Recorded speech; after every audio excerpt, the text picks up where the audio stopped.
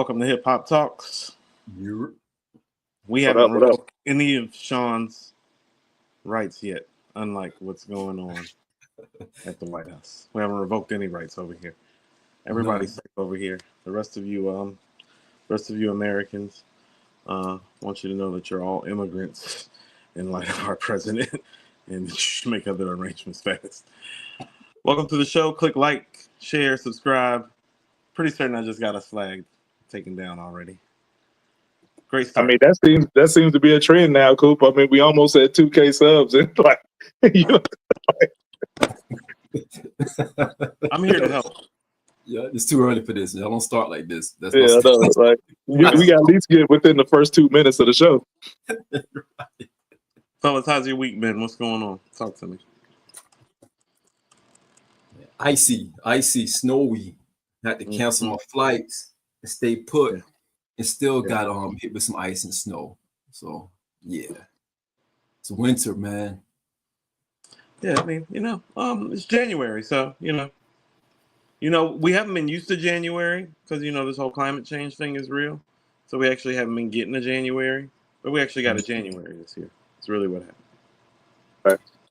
Facts. Yeah.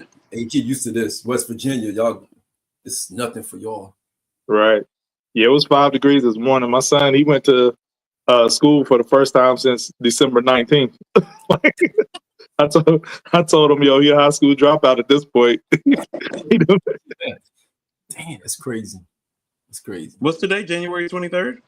Yep. He ain't been to school since when? December 19th. Christmas break, you know what I'm saying, the weather, and then they came back for a couple half days when the snow had calmed down, but he was exempt from exams because of his attendance and grades, which I'm proud of.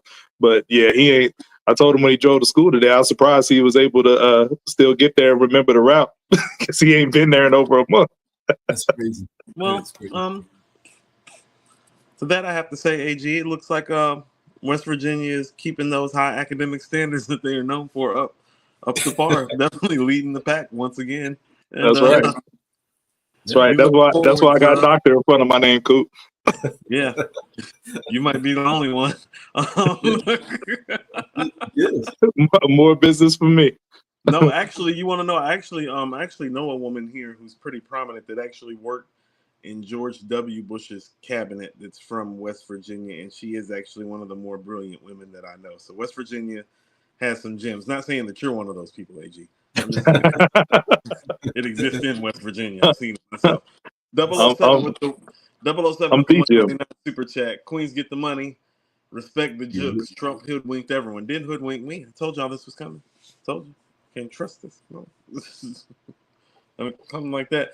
Max Pinchat with the 199 super chat. Y'all saw the Super Bowl halftime show teaser? Yeah, y'all want to go ahead and talk about that briefly since we're like here right quick. We can kind of like vibe on that. Let's go ahead and jump in on it right quick. Let's jump in on it. What you think about the teaser? One super chat. You see it? Yeah, that's 007 one more again. Coop, I'm in ATL in 2 weeks. White tablecloth, fam. You got it. Consider it done. That's easy money. All right, so let's go ahead and get to it. AG, I'm sure you got thoughts about the teaser. Go ahead. Actually, no, Coop. I think this is one of those, move along, nothing to see here moments. You know what I mean? Because this is just setting stuff up for their concert tour that they're doing together to warm up for the stadiums. And frankly, we was even talking behind the scenes about, potential guest appearances that Kendrick could have at the Super Bowl or whatnot, it was a week or two ago. And, since his name, of course, came up, and I think that was the most obvious choice. So the promo for it was real dope, you know what I mean? But other than that, I don't even think this is really major news. It's kind of expected anyway. And, I'm kind of surprised that they took this route, though, as promoting SZA being there versus her being a surprise guest performance. So for me, that only begs the question is if they're, doing the promotion, it's known that she's going to be out there, then what's in store as far as surprises, if any? Didn't we know she was coming though? I mean, didn't we kind of already know this? It was so expected, like it was pretty much a given. I mean, the best records on GNX, I mean, and they're already on tour. I mean, it just kind of makes sense. Yeah, I think one of the joints he performs would be All the Stars, because that was a big major hit from the Black Panther soundtrack. And I don't see how that doesn't get performed on the Super Bowl stage, and you need SZA for that record. So this makes sense. Good call out. Good call out. Yeah. I think All of the Stars is definitely a Super Bowl worthy record. I know we're gonna talk about some Super Bowl stuff later. I'm like you, AG. This is just like some kind of like passing news on a slow week in the early part of the year. It's the normal Super Bowl fodder for whoever's performing. It's not anything new. Sometimes they do it bigger depending on the personality. This is an expected surprise with SZA being added to it. I don't really have much more to say about it than that. I know people expect me to like hate on everything Kendrick does. It's because I'm so brilliant at it. But I really don't have anything to say this time around. So Coop just dubbed himself. We already got the brilliant idiots. Now we got the brilliant hater. Right. It really is brilliant. That. I mean, y'all call it y'all call it hate. I mean, like, we're gonna look back in history and see that I was right. I mean, I've already been kind of proven right about how people have responded to the diss records and to GNX when I was saying, like, well, that last album, was trash. So it's easy to respond positively when you stop making trash. But people thought that I was just trashing him and saying that, when all I'm saying is that you made a trashy project. And plenty of great rappers have made trashy projects. People got very sassy with me about it. Continue to be that way. And it's okay. I embrace that. We can move on to the next topic. Of course. Well, let's hear Sean's thoughts. He didn't get the chime in. What you got, Sean? For that. Nobody asked Sean. I mean, I'm good. I mean, I thought Coop was going to jump out the window, but I guess not. So I won't either. But I think this is a good look. I think it's a good look. Nah, it's suspect, like you said, AG, passing by, suspected. I mean, people on Twitter, kind of giving different things to it, saying that here are the hidden messages and here are the Easter egg and all of this other mess. She's going to be a future person on the joint. Stop with the Easter egg stuff. Let it be. Here's what I will say, and then we can kind of move on. The talk is still more about the whole Drake lawsuit thing than it is about his Super Bowl performance up to this point. And so that might be like, chess move by Drake in Drake's favor. What say you both to that, AG? At what cost? Why cheddar bob yourself, shoot yourself in the foot just to take attention away from the other guy, put all that negative attention on yourself? Because, I mean, after this, I was talking to one of my homies about it, who's a big time Drake fan. And I asked him, I was like, if he wins this lawsuit, then so what? And he was, quoting, Jim Jones. Jim Jones was on somebody's podcast or whatever, saying like, because he's a big Drake advocate. He was talking about what Drake could get a bag from UMG. So like, okay, so what if he, get a bag? At this point, his name is mud to the hip hop community. You know what I'm saying? So it's like, at what cost are you willing to do this to yourself? I mean, I know it's a bigger picture, if he's going, I hate rehashing the same thing, but if he's going to battle, go up against the big major label, he just did himself a disservice because of the optics behind it, with linking it to his battle with Kendrick. You know what I'm saying? Because that's in the hip hop playbook, that's something that screams foul. So I'm going to submit a couple things to you, and you can kind of respond to them as if they're questions if you want to. How many fans, like hip hop fans, like the people that are offended by what Drake is doing, are those people really affecting his numbers overall? Like, is that part of his core base? No. Like, is he really affected by that? No, because majority of his fans aren't hip hop fans. You know what I mean? They're mostly pop fans or what have you. But he wants to desperately be accepted by the hip hop crowd. But he's kind of like throwing the cred out the window, and also he's probably in a place of feeling like, well, look at all the things that I've contributed to hip hop already.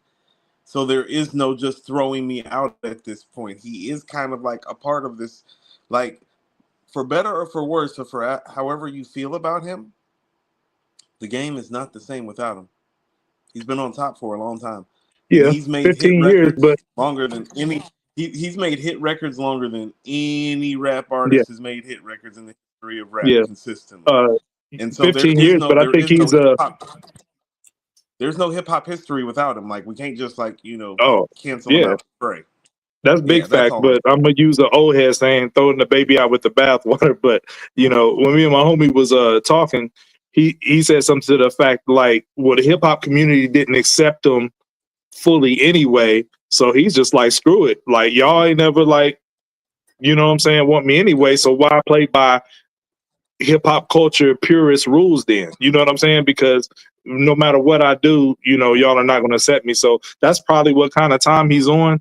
But at any rate, you know what I'm saying? I think he's, doing this as a detriment to himself. You know what I mean? When you could just like take your lumps and, make some fire music.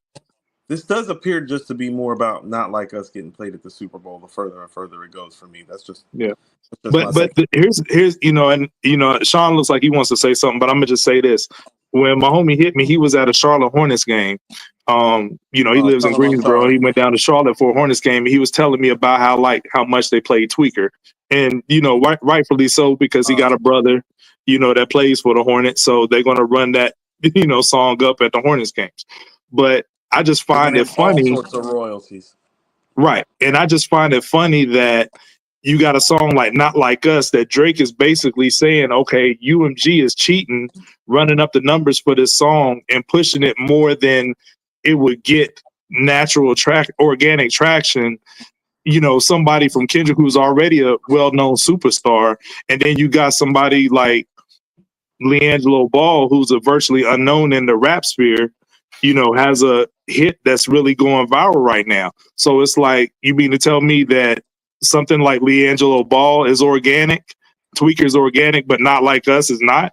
You know what I mean? It's like he can't fathom Not Like Us taking off like it did. But when I first heard it, I knew it was a massive hit. You know what I mean? So even Joe Budden, the day that the song came out, they did their podcast. He was like, this is going to be all the HBCUs is going to be playing this or what, you know what I mean? You can hear it. So the lawsuit really makes no sense to me because we all talked about it. As soon as I heard it, I said, that's a banger. Yeah. First thing I said, I was like, that's a banger. Yeah, so I don't see what he's trying to prove. Like, you know what I'm saying? If the numbers are inflated and it's behind UMG pushing it, that's exactly what a label's supposed to do behind what is a hit record. If a hit record has traction, you're supposed to create more traction for it. So, and they did it for Drake too. That's true. They burned the candle from both ends, if we being real, because they rubbing their hands playing them both, Ill Magic with the 199 super chat. What if Black Hippie makes a surprise? I could see a little collard greens win-win-win mix, something like that. I could see that maybe. That's a hip hop head appearance, you know what I'm saying? I don't think that moves the needle like, for the typical Super Bowl. You don't think Win and collard greens are crossover? No, and I don't think a lot of people will even know who they were if they were all on the stage together.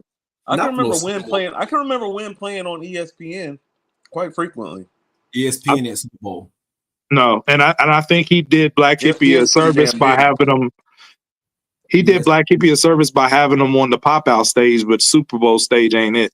Not for that. Think about this. Super Bowl's growth coincides with ESPN's growth. ESPN does have something to do with the Super Bowl. Nah, it's a different audience. Totally different audience. Super Bowl is a massive event. ESPN is not. ESPN is more controlled event, not Super Bowl. Who does the main sports coverage in the United States for the Super Bowl though? It's not ESPN. You don't think so? You don't think ESPN spends the most correspondence to the Super Bowl of any American sports outlet? No, sir. They can't. They can't have those rights. Super Bowl is a different type of event. It's the only American event that is translated throughout the regions, throughout the nation itself. So it's a whole different event setup. ESPN cannot get the only rights to that. That's why you have so many different vendors there. I'm talking about rights. I'm not talking about rights. I'm talking about like coverage in terms of like correspondence and actual it's the same coverage. thing. You got to put your bid in the hat to do that kind of coverage. If you notice, ESPN, they don't really do the coverage on the Super Bowl. No, the Super Bowl is usually on, what is it, Fox? On Fox Network? Yep. No. I'm talking about like actual like coverages, like as in like sports journalism. Like But that's going to be covered by all the outlets. All the outlets are there. ESPN just opened the bucket. I didn't say that they weren't there. I said the most coverage. Who then? No, it's all across the board. No. Who? I mean, you're saying ESPN doesn't provide the most ABC, coverage. NBC, Fox, they're all of them. No. I'm saying, yeah. And I understand that. First of all, ESPN is tied to ABC, so that's the same thing. That's why I'm saying they provide the most coverage. They have actually ABC connections as well, and they're ESPN, which are the biggest sports purveyor here. You don't think they're the biggest sports coverage? I think the biggest coverage goes to the networks. The network that's actually broadcasting the game. I'm gonna check the quantifiable facts on. I'm not saying 100% sure, but I think it's broadcast through Fox. Yeah. No, it's broadcast through Fox. I didn't talk about Fox in terms of like actual showing the game. I mean, like in terms of sports media coverage in general, as in the entire. But spectrum. If they're broadcasting the game, don't they already got the edge? Yeah, I mean they have the rights to the actual game, yes, but I'm talking about the actual events, like covering the Super Bowl, like the whole media extravaganza that is the Super Bowl, not just the showing of the game. Yeah. Well, regardless of who's covering it, I don't think Black Hippie moves the needle for any of those media outlets. Really? You don't think so at all? No. And that's no disrespect to them. You know what I'm saying? I mess with Black Hippie, but I don't think it does. Okay. Because why would you use that guest spot on Black Hippie, even though it's home team, when you could have another bigger name guest come out? Right. I mean, mostly because it's home team, and it's not like he has a ton of collaborations with a ton of big name guests. Yeah. You got SZA. I mean, if I had my way, Pusha T would come out and they do nostalgia, but I'm not. I know that's not saying. It's like, yeah. I mean, what is he gonna do? His verse from Miguel's "How Many Drinks"? Like, what is he? I would think he would probably bring Baby Keem out before he would bring out Black Hippie. Really? No, I don't think he'd do that. He got bigger records with Baby Keem. Current. But I don't see that happening either. I mean, I think it's a bad choice for the Super Bowl performance show in New Orleans anyway. But we'll go to the next topic. We got new music from Busta Rhymes, fellas. Dragon Season, The Awakening. It put me to sleep. So his voice sounds terrible. The punchlines are subpar for his standards. The thrill is gone. Busta Bust 2 is one of the worst songs he's ever made. Busta Bust 2, that's one of the worst songs he's made in his entire career. The song is terrible. This album has no direction or cohesion. The last song is the best song. It's solid at best. Did I cover everything? Got anything you want to add? Next topic? Okay. Good. No, I mean, okay, go ahead. It's an EP. What do you want? I mean, not any good. It's not any good. I want it to be good. Hold on. You mean hold on. Listen to what you just said. You just gave what do you want it to be? I want it to be good. It's not going to be good. It's a freaking EP. It's Busta. None of the songs are good. What more do you want? Blockbuster was bad. You think he's going to come back and hit us with a great music compilation? No, it was an EP. Cool. What do you want? Hold on. What did you think of the EP? What did you think of the EP? It was trash. I mean, thank you. What are we talking about? If you know, I had no expectation. Hold on. If I know that it's trashy, and you know it's trashy, and I speak to its trashy nature, you're taking issue with the fact that I'm speaking to its trashy nature. Like, shame on me. Yeah, because I made it for making the trash. You're saying I should be prepared for the trash that he was about. Yes, I said it better. You try to go around the horn around it. And I'm just telling you straight up, it's trash. The first song gave me a little bit of hope. No. His voice sounds terrible on there. Yeah, his voice on the intro. The beat is hard, but his voice on the intro is crazy. It's amazing. I love the beat, but it's Busta. We respect the Busta because Busta putting hands on people. I'll probably break Busta legs, but he putting hands on people. And I don't want to beef with Busta because Busta's a jerk in real life. But anyhow, Busta choked shit out of you with that big ass Figaro chain.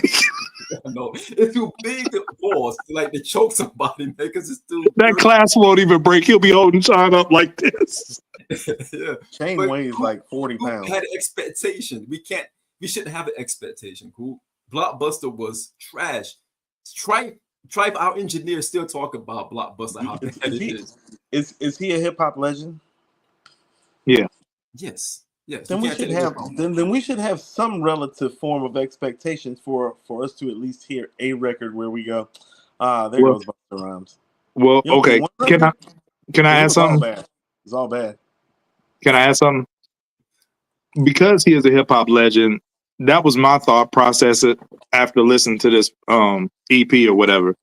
Six tracks, you don't have a whole lot of room for error, you know. And like Sean said, coming off Blockbuster, I didn't have any expectations. He doubled down on the music that was not good. And I asked myself, you know, we got some legends out here still doing their thing, but as far as Busta's concerned, I asked myself, is it time for him to hang it up on the projects and just be a featured artist? And the answer that I came up with is absolutely yes. Because I don't want to see him go out, you know, go out sad like this. I understand that. I think his ego is in a place where that's going to be a hard pull off. Just Exactly. honestly speaking, I'm not saying it with any sort of hat in the ring about it. I'm just saying for what his ego actually is in real time, because he is a legend in this game. He is an icon. He is a big deal in this sphere.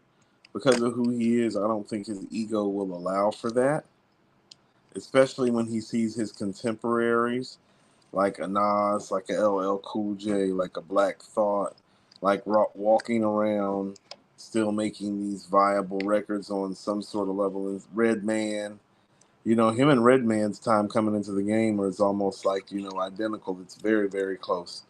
Okay. So I can't see that from him, AG. And so this is like what we're left with, and what we're left with, you know, it's just not good.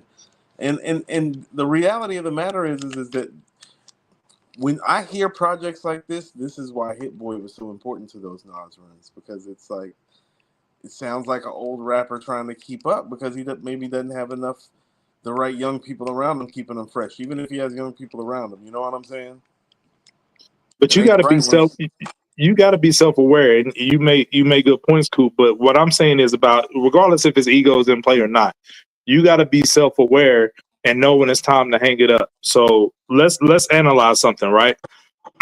In the peak of Busta's career, was he ever known for making classic albums? All the rap albums that we put up high in the annals of hip hop history, do we put any of Busta's albums in that list? You know, in top 25, 30, 40 albums in hip hop history. I'm gonna be honest with you. I don't know if he has a top 75 album.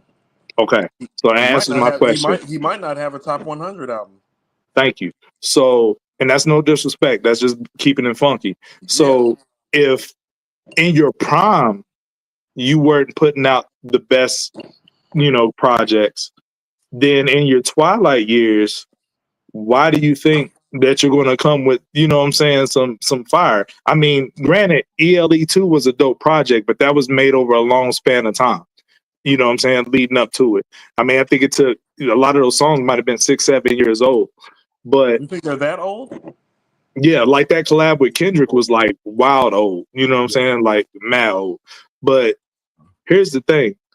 We mostly knew Busta for, now I don't want to say knew him for, but what we loved Busta for was dope features. He jumped on everybody's records, and the energy he brought to like the visual aspect of hip hop. Like, you know, if we're talking about who has the best videography of any hip hop artist, I think Missy and Busta Rhymes are at the top of that list.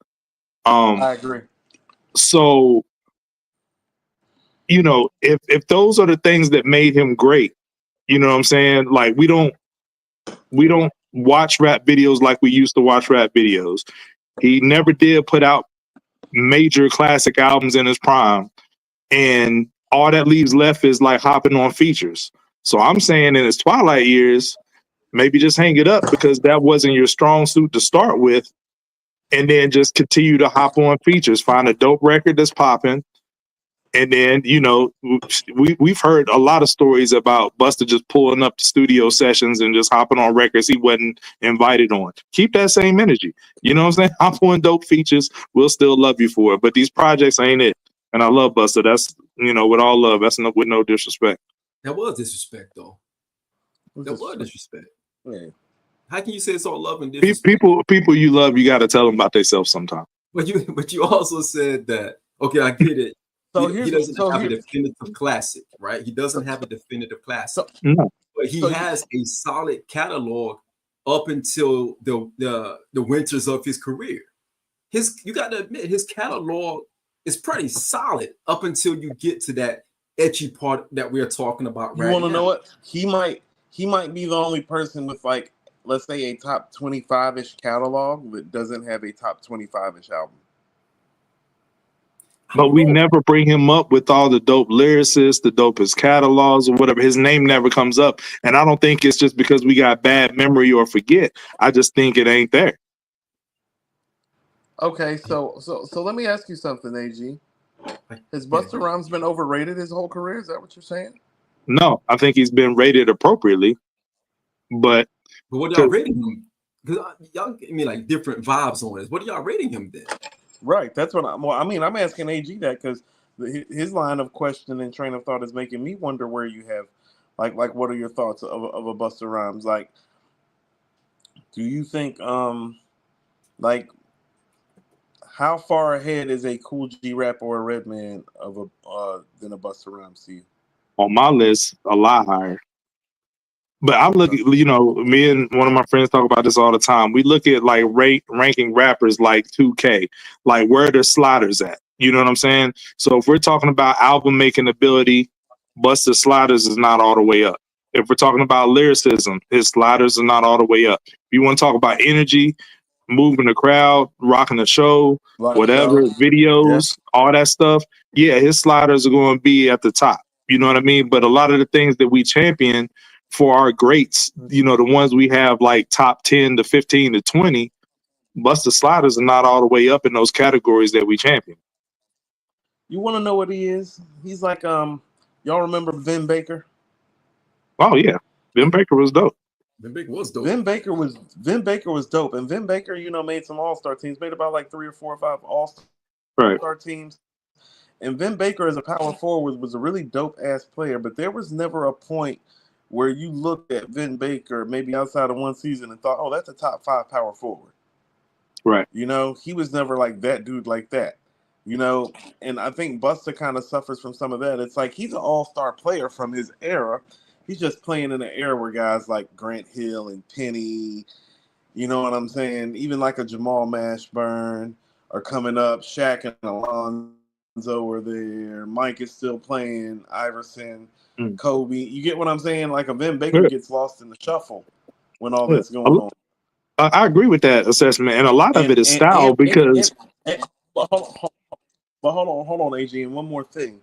Also, another thing that I really realized when you were speaking was that this is why a classic rap album matters so much. Like that definitive classic changes the trajectory of the back end of your career like nobody's business, because it gives you something to lean on and build off of and create and craft from. Because think about this, like even in what you would call slower years for somebody like a Snoop or a Nas or a Jay, well, they got that certified bona fide to like kind of hold on to and flip and rehash and get people nostalgic about and make people go like, whoa, I remember when they made that.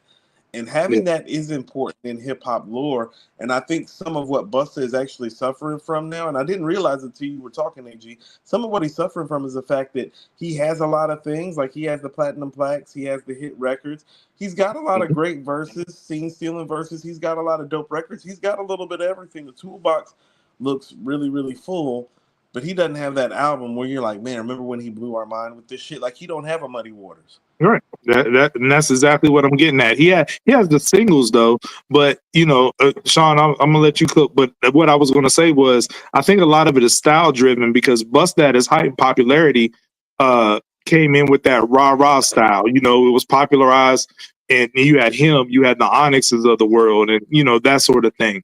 But over time, that style kind of died out, and nobody's really going to check for a whole album of that style. But remember when Busta tried with Big Bang and some other projects where Busta really tried to get in a more lyrical bag? A lot of his core fan base said they didn't want to hear that from him. You know what I mean? Because they wanted the energetic guy, the animated guy. They didn't want him on tracks trying to be super lyrical and stuff. So a lot of it is style driven. They'll take that guy now. Yeah, I bet you they take that guy now. What was you gonna say, Sean? Nothing. Y'all bugging. Y'all bugging. So you think different day? Y'all bugging. You think Busta got definitive classics?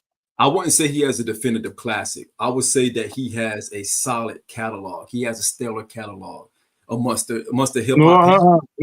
You can't say solid and stellar are nowhere close to the same. Well, right. I would say stellar catalog. The solid piece, the lows, which is the blockbuster, this EP, of course, it brings the entire body of the catalog down. But you cannot take away from what he is, because think about Method Man.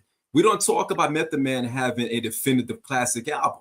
We say that Method Man has a solid catalog, but the thing that hurts him the most is that he doesn't have a definitive classic. But you cannot take away who Method Man is. You can't take away Method Man. But the difference is he's been part of many definitive classics. I get it. But he still had classic moments, as did Busta Rhymes. He's had classic moments. You talk about Muddy Waters. Redman doesn't have a What's It Going to Be with Janet Jackson. You see what I'm saying? So it's still a trade-off. I get the classic album, it has to be there. I get that. That's one of the most important things of a hip-hop artist's catalog. But you can't take away the stellar, work that he did consecutive years.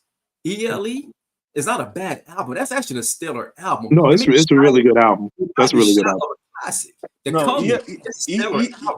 Coming, ELE, Anarchy, ELE 2, When Disaster Strikes. These are all solid efforts. He got about four mic albums. Yeah, you got about 4 fours. Yes. But how many does Method Man have? Hold on, Sean. Don't say that with a Wu hat on, Sean. I know. I'm being, no. He's pushing back. No. I like the pushback, Sean. So let me push back to your pushback. Oh wow, pause. It's crazy. Pause. I was going to drink and not say anything, but I was about to say that. Pause again. But then I was about to pause.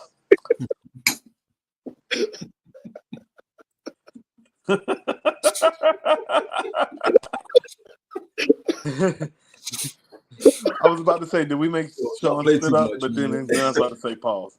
All right, Matt Max at the $9.99. All this classic album talk. Muddy Waters ain't helped Redman in that verses with Meth when Meth baked him. But listen to what I'm about to say.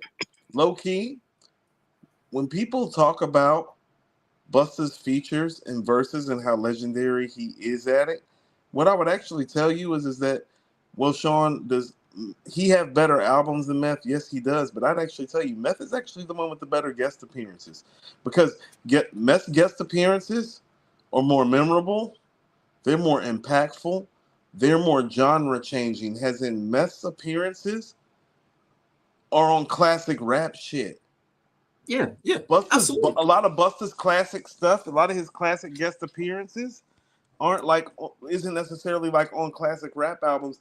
That is like a Wu-Tang advantage that Meth has, and you can say that it's an unfair advantage, but it's like, no, Meth has his hits, he has his Wu-Tang hits, he has his classic verses, and his classic verses are better than Busta's classic verses. They are, even when they're together on the Vibin' remix. It's like, no, Meth is the man on that. I'm glad you said the word remix, Coop, because like remixes are almost like a relic, a thing in the past, and Busta is the remix guy. Absolutely. Yeah, but Meth is actually the feature verse guy. Yeah, I agree with that. I agree with that, but it's just so many things that doesn't lend to Busta Rhymes style in 2025. Okay, so this is what I'm saying. For as much as people love Busta, like he doesn't have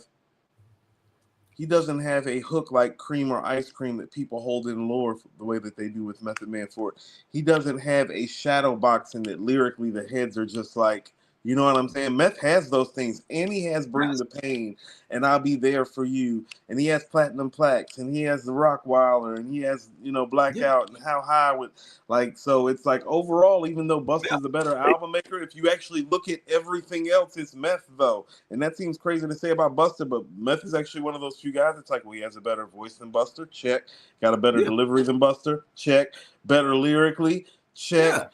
Yeah, he's better than Busta at almost everything except album making. To your hook, though, I think the exception to the rule is Put Your Hands Where My Eyes Can See. That's an all-time classic hook. All time. But it's not Cream. No, not at all. Not at all. It's levels. It's levels. That's what I'm saying. Like think about this. If Busta's best hook level is Put Your Hands Where My Eyes Can See, and Meth's best hook level is Cream, that's what I'm saying. But that's not my argument. My argument is their catalog. Their catalog. I'm not talking about features and all of those things. I'm talking about the catalog. Just the album catalog, because all that other stuff. When you say catalog to me, I'm taking everything. The albums are the main thing, but I am taking everything else into account when you say catalog. Yeah, his solo catalog is better than Meth. If you eliminate the Wu projects, his solo catalog is better than Meth. So I'll give you that, Sean. And that's all I'm saying. And you know, I have Meth way ahead of Busta. I don't have Meth and Busta. Listen to what you just said. I have Meth way ahead of Busta. Yeah, but in 2025, who did hip hop leave behind more? Method Man with everything that lends to his style, or Busta with everything that lends to his style? Busta, here, because Snoop actually mentioned it earlier. That's my point. His ego did not allow him to evolve as a different type of artist. He tried to go into a different genre and do things that's not conducive to who he really is. Meth never had to do that. Meth never had to blend in. Meth is literally out here whooping ass in real life and on the mic in 2025. He's out here whooping ass on the mic and in real life in 2025. Yeah. Method Man is a rapper I will not be fighting, guys. I will not be beefing with Method Man in 2025. Break that. Because Method Man apparently has a memory like an elephant. This happened 7 years ago. He told this dude 7 years ago he was going to whoop that ass. And he's seen him. And the first thing that he did, he whooped that ass. Shout out to all the fathers out there who aren't afraid to whoop somebody's ass. Yeah. In the name of their daughter. Like you said, I'm not. And that's the crazy. If I'm him, I would have rather he got to me 7 years ago, because Meth done got brolic over the last 7 years. Definitely should have taken the ass whooping 7 years ago. I'm going to take this fade. I'm going to take this fade now. Yeah. The fade later looks like Roy Jones hit me. Yeah. Look, man, I'm good. Sean Fierce, no, man. Okay. Warriors, they swore like Conan. Okay. You say that until METHOD, man, comes in the building. Yeah. Let's move on for Sean get the one of his stories. Before Sean get our ass whooped by Method Man. He's out here whooping ass. Yo, I hope Busta see you. I hope Busta see you in Atlanta and just straight go crazy on you. You the one that said you would break Busta's legs. Like, why are you worried about him seeing Coop? I would. What do you mean? He would yoke you up by that Figaro Cuban link chain. Have you hanging by the class? I don't understand what's going on, but I want all of you to understand I'm too old to be fighting. I'm definitely going to shoot him if he tries that. He's like right there. Like, what happened? He came at me. I shot him. He gonna do Sean dirty, and then Split Star just gonna run in randomly and kick Sean in the ribs while he down. With an ass. Like he like the cat at the end of Harlem Nights when they shoot the pistol. After all the Tommy guns go off, that's when Split Star gonna come through. He's just gonna run in and kick Sean one time. No, crazy, man. Okay, Mad Max with the $9.99 super chat. Busta has been probably a part of 20-30 classic songs, which equates to 2 to 3 classic albums. Kids don't need a classic album to dog walk a Dot or a Cole in a Versus or a Spready Kids. He's going to call him Spready forever. Yeah, I agree with that. He is. He should. I mean, you should. He's petty like you are. He's your kind of petty. See, like there's like petty spectrums. There are petty trees. Like what I've found out over time is that Mad Max and Sean are from the same petty tree. See, I'm from a different petty tree. I'm from a thoughtful petty tree. They're from a sociopathic pedigree. AG's from the sociopathic pedigree. He's the this dude. No. This dude gonna tell me before the show. I think he's from the linguistic pedigree. Actually, no. AG from the Age of Ultron pedigree. This dude talking about people sit down and they their pants leg cuff automatically. I'm like, what are you talking about? How do you sit down and your pants leg cuff automatically? Oh, I don't man. understand that kind of talk. But that's petty. that's West Virginia shit. I could be like that at times, you know. It's a WV thing. Okay. Joey strikes back, guys. Joey comes with you know, I don't know, what is this? Is this sorry not sorry? Sorry not sorry? Sorry. Mhm. Sorry not sorry? Okay. Can I? May I? Please. I'm sorry you didn't do more with these beats. Go, guys. Sorry you didn't do more. Oh, The shit. conductor beats? Sorry you didn't do more. What is this? No, You I know like what I've it. noticed? You know what? I like it. I don't love it. Here's what I realize about all the dialogue we've been having behind the scenes, gentlemen. We ain't been talking about the record because the record ain't like that. We've been talking about everything else but the record. That means the record ain't like that. Am I wrong? How much time this week have we spent talking about the record as we spent sculpting out? As we've been sculpting out this show like we do weekly, how much is the actual musical quality of the record been the focus of our programming? I understand what you're saying versus like picking out the lines where he went at certain people. How good is the record? Yeah, so I understand that. But Joey's spitting on there, and like Jay said on Money Cash Hoes, I think he's just trying to restore the feeling. You know, is he the guy for the job? I don't know. That remains to be seen. You know what I mean? But he's out there trying to do it. Who is the guy for the job for New York? The Sean? pool is shallow. Shallow, man. Shallow. So are the women in Atlanta, but I'm dealing with it. Don't nobody want to hear that shit. Coop need to go in the Pop the Balloon episode. Definitely need to go to therapy. Definitely time to talk to a therapist. You need to talk to somebody about this shit. I agree with AG that the field is not good right now. If we're getting this, I don't think there's nothing Joey can do that's going to please the people, man, to be quite honest. He can come out with Ethereal Part 2, and he's not going to please the people. People are going to choose their side regardless. I don't think he really did bad with the joint. It just didn't have a lot of punch. I don't think that was the intention. I think the intention was just to say, hey, I'm back. I'm spinning the block one more time. Sorry, not sorry. Here's what I'm going to do. I don't think it was like a proclamation or declaration to say this is a diss record that's going to shake the room. I don't think that was his intent. And if you're not doing that now, then I don't even know what you can do from that. Okay, hold on. Okay, Sean, even has a record, does it shake the room? That's what I'm saying. It doesn't. No. It doesn't. That's my problem. So even That's if it's not a diss, it doesn't shake the room. And so stop trying to shake the room like on the diss side, because that's how it's being interpreted. But see, I don't like how people gauge it, right? Because Joey is somebody who doesn't. He has a decent fan base, right? You know what I'm saying? But people are acting like Joey's some kind of nobody coming out of nowhere. That's not the case. But people are saying he's clout chasing, which it might be a little clout chasing. That's fine. But when somebody Kendrick's stature comes out with the verse he does on Control, it's not clout chasing then. It's just like competitive rap. See, I don't like it when rap fan bases are not consistent with how they gauge people. You know what I mean? You got to judge people on the same scales. Well, that's like watching a Kansas City Chiefs playoff game. It's like, well, the referees don't call the game the same way, AG. Right. We all know that they're not. Trust me. I know. As a Raiders fan, I know. Oh, you're a Raiders fan. Unfortunately. Every time you remind me of that, I don't feel as alone as a Carolina Panthers fan. Thank you, AG. Just made my day bright. But yeah, people be, you know, they're not fair with their scales on how they judge that. So, you know, a lot of people saying that Joey's clout chasing. Okay, maybe so, but why can't it be he just wants to rap and be competitive? Because every rapper's supposed to feel like they the best, right?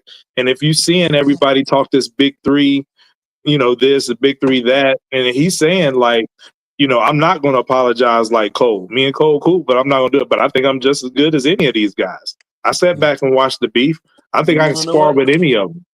Okay, so Sean, you mind if I jump back in right quick? No, please.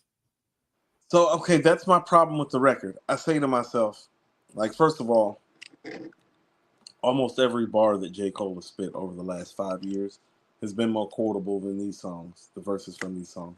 That's just a fact. Almost every. But can't he stand on all those bars he spit over them years now?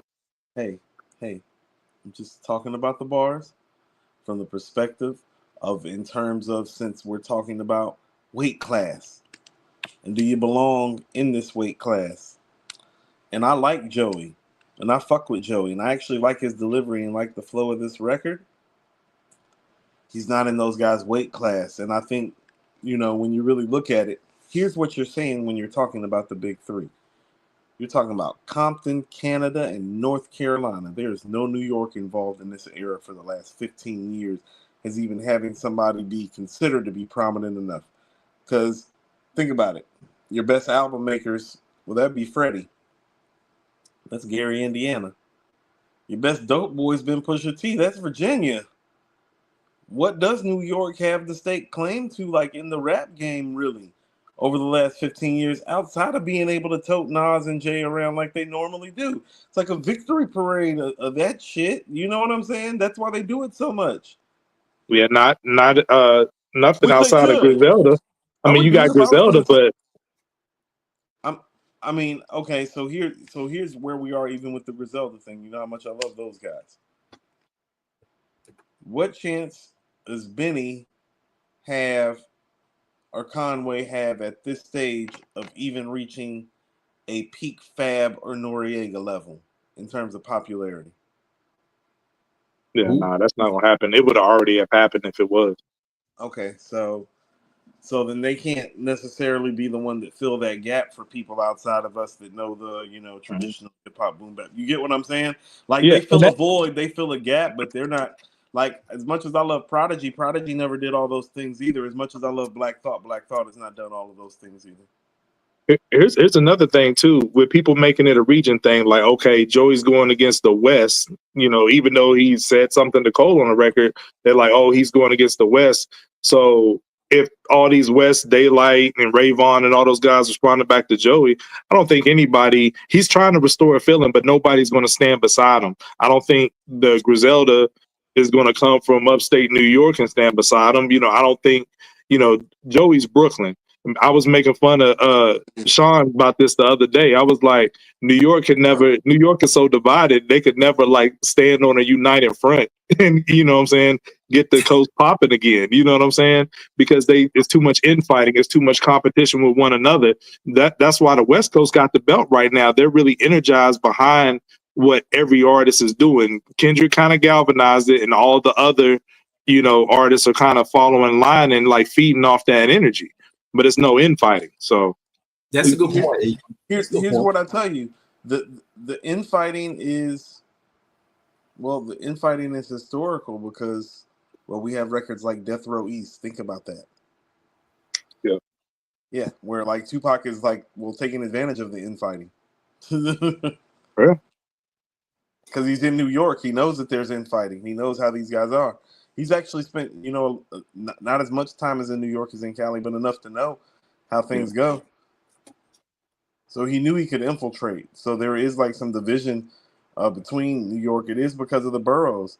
Like, we do it down here in Atlanta. I was just talking with some people from the West Side the other day. Like, they were like, you from the East Side. They were like, we'll give you a pass, we guess.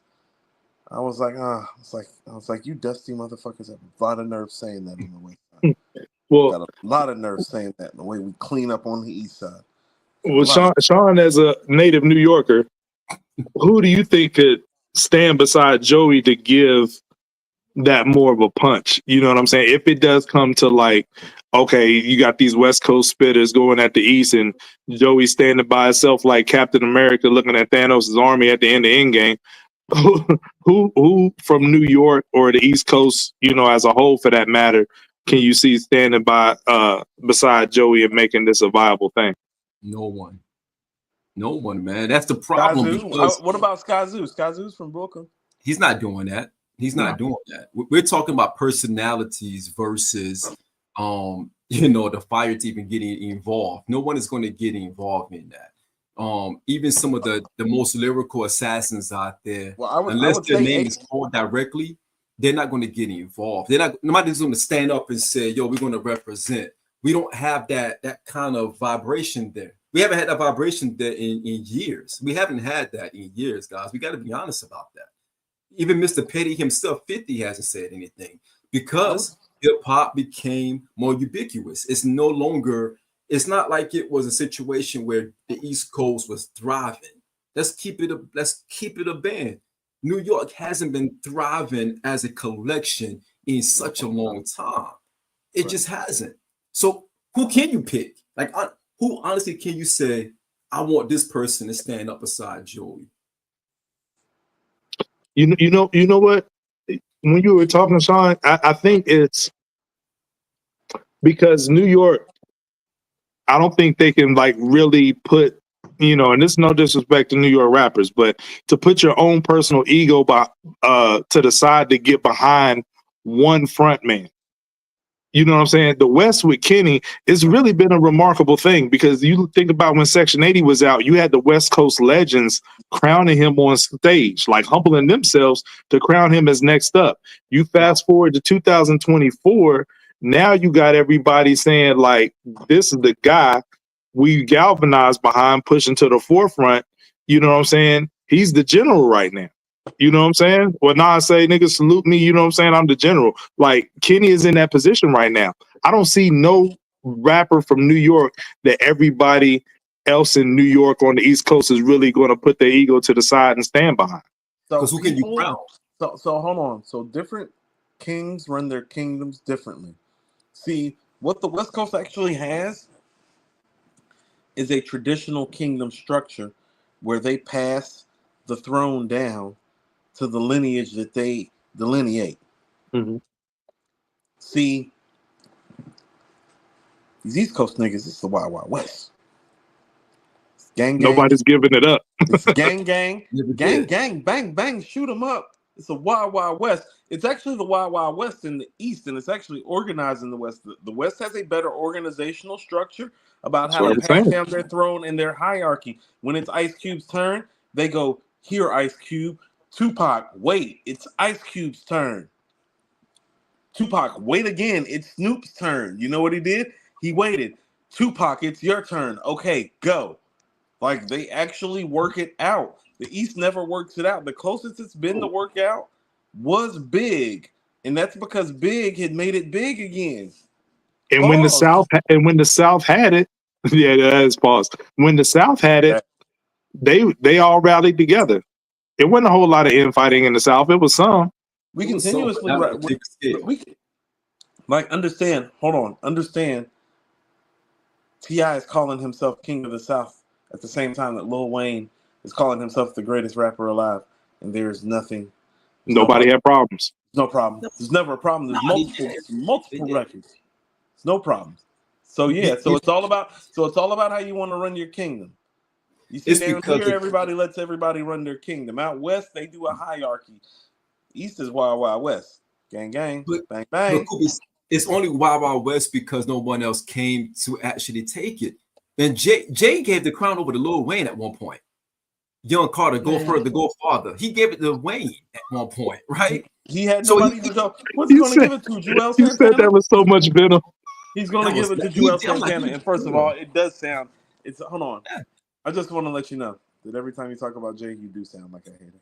My bad. That's my passion talking. That's my passion. Your passion but that's what he said. He said, literally sound like Jay right now. That's how I know you're lying. He gave it to Wayne. You know what I'm saying? So even Nas gave kudos to Kendrick. You know what I'm saying? What are they supposed to do? Look at these. What are they supposed to do? No disrespect at all. But who are you going to give it to in New York? I'm going to tell you. I'm going to tell you. Okay, we need to switch topics. I'm going to tell you. I don't know why I said that. I don't know why I said that. I'm going to tell you. I'm going to tell you. Like my big homie Mexican mamacita Margarita tells me, don't be sorry, be better. Yeah. I don't know why I said that. I have no idea. I don't even know why I said that. Saigon Australia 2025 is wild. It actually made no sense. Because I don't even know why I said it. You were literally It doesn't attach to you were anything. literally It has 2 nothing to do with nothing. I decades. said it. You were literally 2 decades too late. Right. 2 decades It has too nothing late. to do with nothing, but the first thing came to my head. I don't He even know why. brought up the yard father. That's You should definitely talk to somebody. You got to talk to somebody about that. So what are our expectations for Joey moving forward before we move forward? I honestly think, fellas, I think that the miscellaneous responses that he's getting, and I mean that respectfully, I think those miscellaneous responses is bringing the value down what he's saying. I really do. I think that the miscellaneous rappers out there that we don't really know a lot about from where I'm at, from my seating, I think that's bringing the value down on this whole thing with that what he got going on. I really do. So here's what I'll tell you.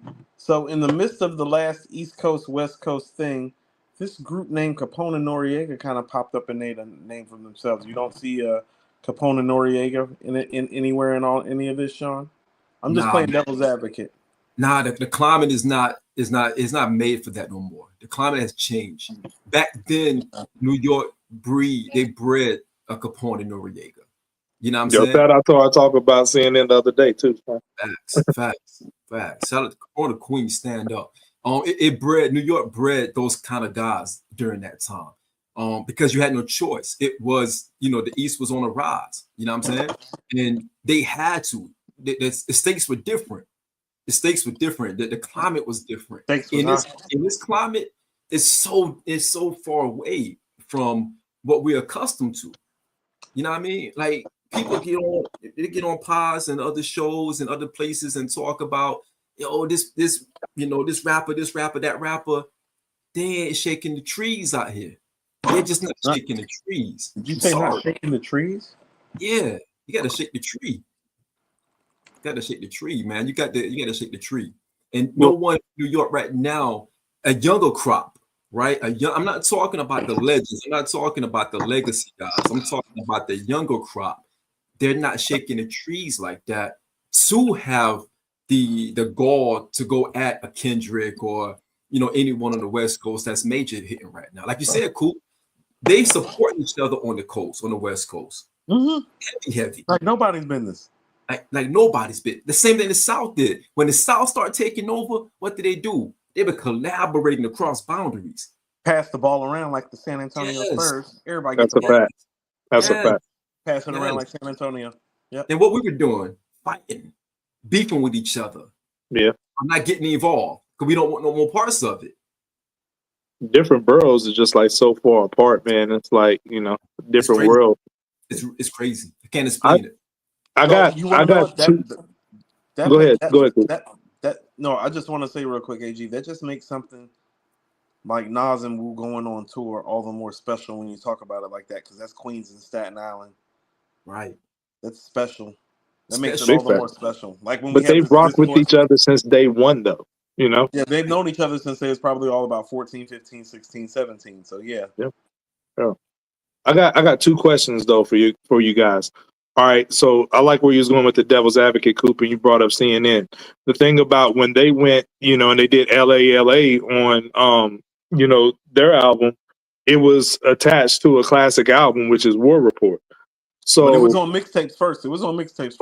Okay, that's what I'm alluding to. So what if this whole Joey situation is a rollout and he has a classic album to boot right after that? What would you have to say about that?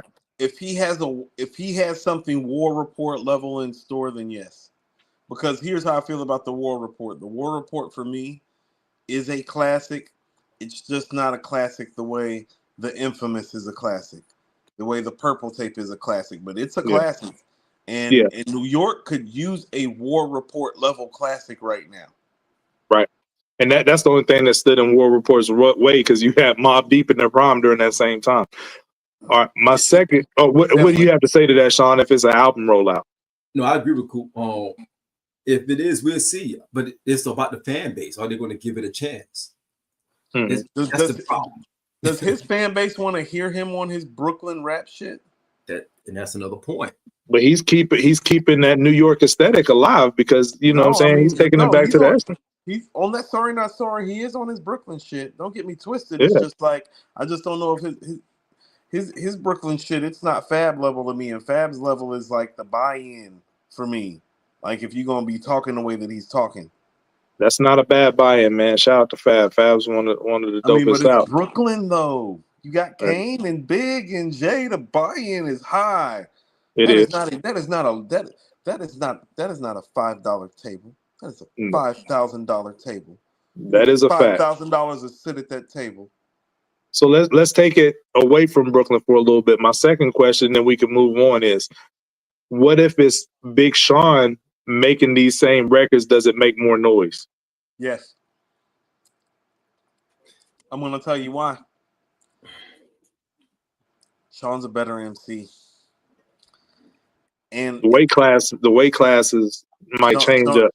Sean is just a better MC, and you want to know what Sean might end up being, AG, and you'll like this. Sean actually might be like the divider in the weight classes for this era because he might be where the heavyweight class ends for his era.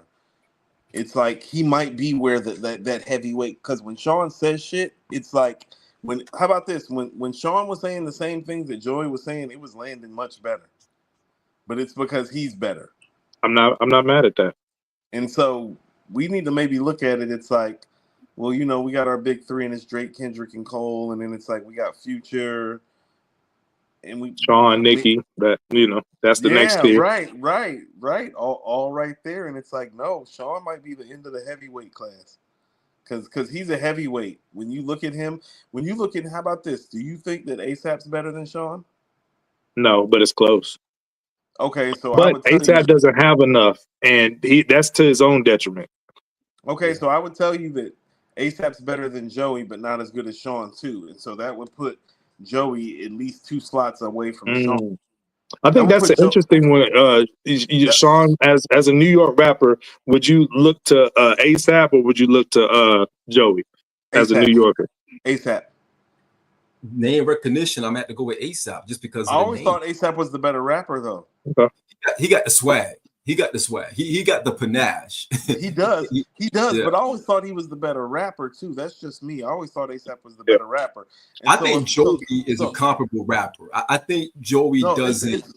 How about this? So let's say we're doing our big 5 from this era, and like Nicki's 5, Future's 4. We got our big 3. Well, Sean would be 6. ASAP would be 7. Joey's probably 8. Depending on how you feel about Trav as a rapper. I don't know. Yeah, my only thing with ASAP is he just doesn't do enough. He does, man. When he shows up, I just think that I think he has more style and flash than Joey. Bar for bar, I think Joey bar him up. But I think as far as flash and style, you got to give it to ASAP, and that plays a big factor when it comes to that. Again, it just we can't find anybody else because Nicki Queens all day. But think about this. Look where she migrated. But think about this. Good point. If Joey is 2 steps away from Sean, think about how far away he really is realistically from Kendrick or Cole. It might be like people are talking like it's a step. No, it might be a 2-step. It might be a 2-step, my nigga. It might be a 2-step. Like people like, oh no, he's just like a step away. It's like, no, it might be 2. I'm glad you said that, Coop, because when Cole flamed Benny the Butcher on Johnny P's Caddy, a lot of people act surprised by that. And that was more like of a levels thing. Benny is a spitter. Don't get it twisted, but Cole is Cole. You know what I'm saying? Better than Joey is. You know what I'm saying? Cole is Cole. Yeah. Like Benny's verse is nasty on there. Like not enough people talk about how great Benny's verse is on Johnny P's Caddy. And he still got stunted on, man, because Cole is a more elite MC. He just is. He's Cole. Yeah. He's Cole. Hey, Sean, you got to pull up some of Mad Max's punk ass super chats. Who put the glasses on for these? Where we at? Run him back. I Who tried we to at? hold him. Mad Max. Did we get this one? Them Mad Max. conductor No, beats that's where he started talking this trash. Them conductor beats whack. Tell him do better.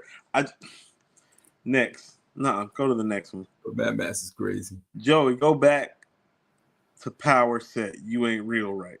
Okay. Oh my God. Mad Max. That whole blog era corny. They sub each other, then make a warm-up shot song, then do some gossip diss. I would never sneak dish, Joey. You want Dot, say his name. Call him a female dog like the Ken Barb he is. Thank you for spending your hard-earned money, Mad Max. Mad Max is crazy. Mad Max, can you stop with the all caps? What are you, schizophrenic? Mad Max with the... I thought that helped you see it better. You started cooking when you got to the caps. We had ASAP Rocky and Pop Smoke Relax Coupe. It was much better with the all caps. I ain't even no front. Much easier. I mean, like much better. Pop Smoke. Pop Smoke was coming. Pause. Yeah, was the next one. I mean, okay, but here's the thing. Even with Pop Smoke, we're talking about what's available to us. Yeah, exactly. Yeah. Andrew, and yeah, we know Pop was coming, but but Pop, right? Andrew Williams, $4.99. Yo, Coop, I know this is off topic, but you ever get a chance to re-listen to Nas Hold Down the Block? Like I said before, it's my personal favorite Nas song. It's not as bad as I thought it was. That's interesting. Beat is much better than I thought it was. Shout out to Chris Webber. Yeah. The song has held up remarkably well. What I will tell you is that it's held up well. CJ the Kid, $20. What CJ. up, CJ, what up? Gina View said someone big from the West is coming into the battle soon. My money is on the Game. Might sound blasphemous at first, but he won't let this pass up. Man, no, you know Game loves him a little. He loves it. What side is he on? What side is he? Yeah. I mean, to be honest with you, he don't know. He's bipolar. Look, this everybody. As far as this gangster rap culture is concerned on the West Coast, he's actually repped it the most, the hardest, the longest of anybody. That's fair. You actually look at it. No. Think about it. NWA didn't last. Ice Cube made Friday in like 1993, guys. Yeah. Dr. Dre makes an album every 15 years. Snoop ain't made no Murder Was the Case type of record since Doggy Style. Yeah, we see what Snoop doing. Yeah, Game has been the main one holding that West Coast. Yeah, he has been. Mad Max $9.99. LOL. Sean, since New York hasn't been thriving, hip hop been whack. So what that say about all these cosplayers from other regions? Ooh. And passing down there's more. ain't hip hop. And passing down crowns ain't hip hop. Nas ain't let Rob pass him ish. He just took it. Pause. No. Actually, he didn't take it. People gave it to him. They said, this sounds like the second coming of Rakim. Here. CJ the Kid. I'll say, I feel like Rob felt the way about that New York competitiveness. I think he did. He felt the way because he wasn't even receptive to the UBR track. He was. If we're keeping it a buck. Yeah, he still feels some type of way. And he was in a video with Joel Santana. Okay. I'm sorry to hear that. I don't know. I don't know what made you. I don't know what made you do that. We got a Joel Santana and a Saigon reference in the same show. You're just feeling petty today. You need to do something about that. If I can admit that I need therapy, that's all I have to say. CJ the Kid, $10. Did you guys hear CJ Fly, HIYU freestyle? Who? Finally on East Coast, guys, come to help out. That is not help. CJ, that is not help. I'm sorry, man. You're making it worse. That is not help. CJ, that is not help, CJ. Thank you for your super chat, though. I'm gonna finish reading your super chat, CJ. That's not help. I'm sorry, CJ. You need to get help like Sean need to get help, CJ. I do. If you think that's help, you need to get help the way Sean needs to get help. CJ. I agree. We still need one more MC and that female MC to pop out according to Company Man. Also, sup guys? Yes, we could use a little Che Noir site. We could use something. And by we, I mean, those of us in hip hop that are watching the East Coast, you guys are suffering. You know what this is? Eve should come back. This is your years of famine in Egypt. Here we go. Okay? No, these are your years of famine in Egypt. Okay? There's going to be famine and pestilence. All right? These are your years in the desert. Lost tribe. All right. Word to Tribe Called Quest. Any more super chats? Mad Max. Mad Max. Of course, Mad Max. Of course, Mad Max won't shut up. Mad Max with the $9.99 super chat. Rocky way nicer than Sean. No, he is not. No, I don't know about that. I don't know about that. That's that new. But thank you for your $9.99 though, Mad Max. That's that New York bias. That's a New York bias. The fuck y'all on? Rocky better than the big three too. Prime for prime. Doc got cooked on one train by Rocky. Yo, Mad Max is a trip, man. Laugh my ass off. You better do some knowledge, but Rocky not a battle guy. Mad Max is crazy, man. Thanks for your donation, Max. That's all I got to say. Hold on. You telling me the three best rappers that you have are a woman from Queens, and a guy from Brooklyn, and a guy from Uptown, Harlem. You're telling me they're not battle tested and they're from Queens, Brooklyn, and Harlem? Yeah. That doesn't sound like my problem. That doesn't sound like my problem now, does it? What about Jim Jones? Capo. Whoa, okay, moving on. What's the next topic? According to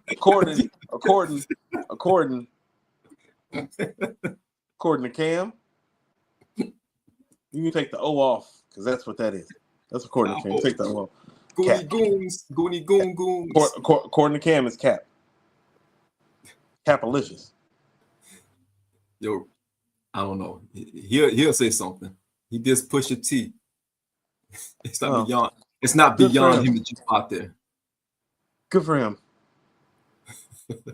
Good for him. All right, we're gonna move on, fellas. We got more stellar news. Like, is this must be the day of like rappers doing fuck stuff and making fuck product. Okay, so rappers decided to perform at President Trump's shindig, soiree, hoedown, backwoods, inbred, prostitution-driven ass event. What was it, Sean? What was it? What was it? Why are he asking you? What do they call it? What do they call it?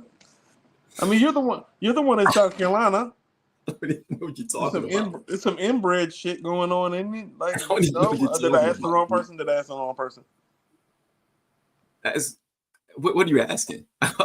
what was this for? Was this for his inauguration? Like separation? Yes, inauguration. Definitely not on reparations. Emancipation, reparation. Like, what was it for? It's for inauguration. Oh, okay. So they performed. Okay, so it was Snoop and Nelly and Rick Ross and Soulja Boy. Yeah, something like that. First of all, what 45-year-old white man came up with this fucking lineup? This lineup is nasty work. Okay, this lineup doesn't work well together. Whoever did this, they like "Here I Am" by Nelly and Rick Ross, and that's how that probably happened. And then they figured, Snoop is Snoop, and he's popular. And then, their kid probably grew up in an era where, Soulja Boy was, the shit. And so they know about Soulja Boy telling. But this reeks of some sorry-ass middle-aged white man who's a slack-jaw yokel that really doesn't know shit about rap. And they all took the check. Snoop actually, they took the check. They took the check. They said it wasn't about the check. It was about the check. You want to know why I fuck with Richard Pryor? Because Richard Pryor said it was about the check. They're like, Richard, why you make that terrible movie? These motherfuckers paid me a lot of money. Say less, Richard. Yeah. This was about the check. They got a nice little check. You too can buy your favorite rapper for the right price, even if a day after he buys you, he revokes all the rights that your people literally spent a century working for post-slavery. Literally took them a century to get those rights. And he took those rights away in a day. But you keep on performing for his ass and thinking that you are not the equivalent of a Sambo or a blackface with your tap dancing bitch ass. Keep going. Okay. Go ahead. Anything? Somebody cue up Nas. These are our heroes. I think I'm done. But But for real though, like a lot of people are up in arms about these people performing at the inauguration. But I think it's business as usual for the people involved. I'm not really surprised by it. I mean, it's some disappointment there, but at the same time, when have we ever known Snoop to turn down any bag? Like Snoop would, put his face on anything. You know what I'm saying? Like, Trust me, we have all the cocaine abusing strippers to tell us that too.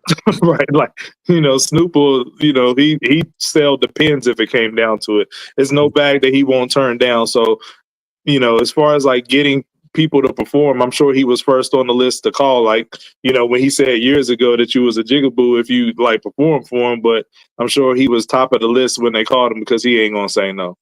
Then Nelly hasn't got a major hip hop gig in a long time. And I ain't trying to be funny, but in recent years, we've only talked about Nelly when it has something to do with Ashanti. So He's got a new kid, he needs the money. Yeah, and if this was a look for him, I'm not surprised at him doing this at all. And he tried to debate Willie D about it, but I didn't, on Willie D's podcast, but I didn't understand where Nelly was coming from because I didn't think he was making much sense. But that's another story for another day. And Rick Ross, Sean's favorite rapper, the last time we saw Rick Ross, he was getting his ass whooped in Canada. And so, if anything, you want to get in front of the American people, because if you have to go back to Canada, hopefully you can get some Proud Boys to roll with you and like help you the next time the Canadians roll up on you. So I'm not really surprised by this move. None of them. I'm not real up in arms about it. But one thing I will say is, in a serious note, not joking around, is we got to pay attention to, and just be careful who we put to the forefront of our lives and who we follow. You know what I'm saying? Because like athletes and entertainers or whatever, you know what I mean? Like we'll end up putting them on this pedestal and we end up getting hurt by some decisions that they make. You know what I mean? Because they're just people like we are. And we shouldn't be looking at, be in charge of your own castle. Don't look to, an entertainer or athlete tell you how to, run your life or their political views or whatever. You stand on what you stand on. And if they standing on the other side of things, then so be it or whatever. But just keeping it real, out of all the people we listen to, when have we ever went to Snoop for social commentary? When have we ever went to Ross for social commentary? When have we ever went to Nelly for social commentary or political views, or Soulja Boy for that matter? So It's like, I don't understand what people so mad about because we weren't checking for none of these people's political views anyway. So, if it was somebody we held in high esteem that lyrically, you know what I mean, they like, Black empowerment or, socioeconomic, political, lyrics that we can get behind, then yeah, it'd be a little bit more disappointing. But this lineup right here, nothing to see here. We didn't tap into these people for that anyway. AG, everything that you just said, I could say about our sorry ass president too. Of course. Who's checking for him, asking for him. We live in a world where whether we feel like these people's opinions matter or not to other people or not, they do. Literally has led to somebody getting in office twice. So that's just kind of the world we live in. We got a couple super chats right quick. We're going to get to the next topic because this topic sucks. Because we're talking about a man who sucks. I mean, I think he literally sucks. I mean, he's probably. But let's not act like at one point hip hop wasn't enamored with him because of the money he got. They were. Guess who's the Black Trump? Remember that line? Yep. Yeah. No, you rolling with Trump, you get your meat. You rolling like Trump, you get your meat. You know what I'm saying? No, I mean, Jay on Success, apartment in the Trump. I only slept in once. Yeah. That's him though. You know what he gonna do. Okay. Ooh, God, that was one of your more swift hate moments. That was a swift hater moment from you. Like you just swooped in right quick. You were like, "Ooh, I see the opportunity to hate. Let me dive in." Yeah, you were like, "Let me dive in." You were like, "Who is that? Jay?" The bird is a plane. No, it's Sean to hate on JB. Right. I hate it, man. At least when I hate on Kendrick, you know the hate is coming. You find and pick and choose spots. That's nefarious behavior, by the way. The fact that you pick and choose spots. At least I pre-program my shit. You are literally being nefarious on the fly. It's like, oh, is that an opportunity to hate? It's actually a talent of his. Like for real, it's a talent. It's extremely skillful. It's extremely skillful. You do it to me daily. Like, what do you mean? I do not. You know what? The fact that you're speaking to him daily makes this your fault. Trying to Why keep are me you in check. talking to him every If you only knew what this guy be talking doing. to him every day? No, Sean's my guy though. Sean's my guy. You I'm a even good saying, guy. look at what you got me doing every day makes me feel like we're all about to get indicted soon. I'm a Fallen good guy. Super with the 199 super chat. I'm ready for that fade, Coop. You are not ready for this fade, motherfucker. Whoa! Fade you. What is going on? What is going on? Are you pulling up? Are you pulling up on YouTube, motherfucker? Hey. You're not ready for this fade. I will give you a fade. I will give you a 96, 90. But what are you drinking 96 again? Nas fade with We cut your shit. doing love. We doing love. Love is 2025. Yeah. What you got? What you Pull got up in your on the glass again, Coop? podcast. Keep your ass on Twitter. Oh my God. Oh man. Come on, you ready to run the fade? I got your fade, you motherfucker. We doing it's all love. No, I know who this is. I know who you are. You wanted the energy, you got it. I don't even know who it is. I didn't even see the super Fade. chat on the screen. Run the fade. Mad Max with the 999. I don't even know what. If Stack and Chinks was still alive, West would still be on fire from that heat rot. No disrespect. Prayers to the families out there. They would smoke every West Coast cat right now. When you were saying smoke and fire, with what is going on the West Coast right now, Max is and crazy. you were in New York, you know what? Why don't you and Fallen Super run the fade with each other with y'all stupid ass? Who is Super? Who is that? It's all I don't know. This guy, all love. the guy on Twitter. Don't worry, I'm handling this. Everything's okay at HipHopTalks. Yo, Run the 2025 is fade. all love, man. Pulled up in the chat. So, in more hip hop news, guys, unless we have more to add about, these selling out. Shout out to Ross. Yo, let's not single him out. Oh. They was Superman and that hoe in the White House. Okay, That's crazy. it is crazy. How did we get here? Jigaboo show. I was thinking minstrel show, but Hey guys, come look at these boys. Hey boy, did he just say boy. Jigaboo? I'm Hey, pretty boy, sure we just lost all the money. Hey boy, do that Superman dance again. We could be making so much money. We could No, be we making can't. so much money that we're not making. No, we can't. We could be making so much money that we're not making. Oh, This money this month. Oh, we in Miss trouble. LB with the $10 super chat. AG, I don't think it's about looking to those dudes for life choices. It's about those dudes aligning themselves with people who don't value the same black lives that help make them. Yeah, I don't. Bars. True, but I would even say that I didn't think a lot of those valued that anyway. I can give you some pushback on that, but I understand where you're coming from, AG. All right, let's go to some of the things that one of my personal favorite Beans has been sharing. Ooh, guys, guess what? We have more Jay-Z news. Beans said that there are about 5 records that him and Jay recorded that he's saying he came back and Bleek was on the record, and he feels like if you go back and listen to it, that Jay actually ghost wrote those records and helped Bleek on those records. Sean, you're from Corona, Queens, close to Brooklyn. No. Yeah, you're close. No. You're close. I support Beans. I support Beans in what he's saying. That is support the message. I don't think. What records? Cool. I don't think that. He named Hypnotic, didn't he? He said Hypnotic and he did. I don't think it was something else. I don't think that Jay actually wrote the entire verse. I think he gave him some reference points. I will hope that he just gave him some reference points and said, "Hey, this is the direction you should go. Here's a start. Here's a jump off piece, and you add some of the. I will give you the framework, and you work within this framework." So I have to tell you, I wrote down 4 records that when I went back and listened to them from that era, it sounds a little Jay-ish.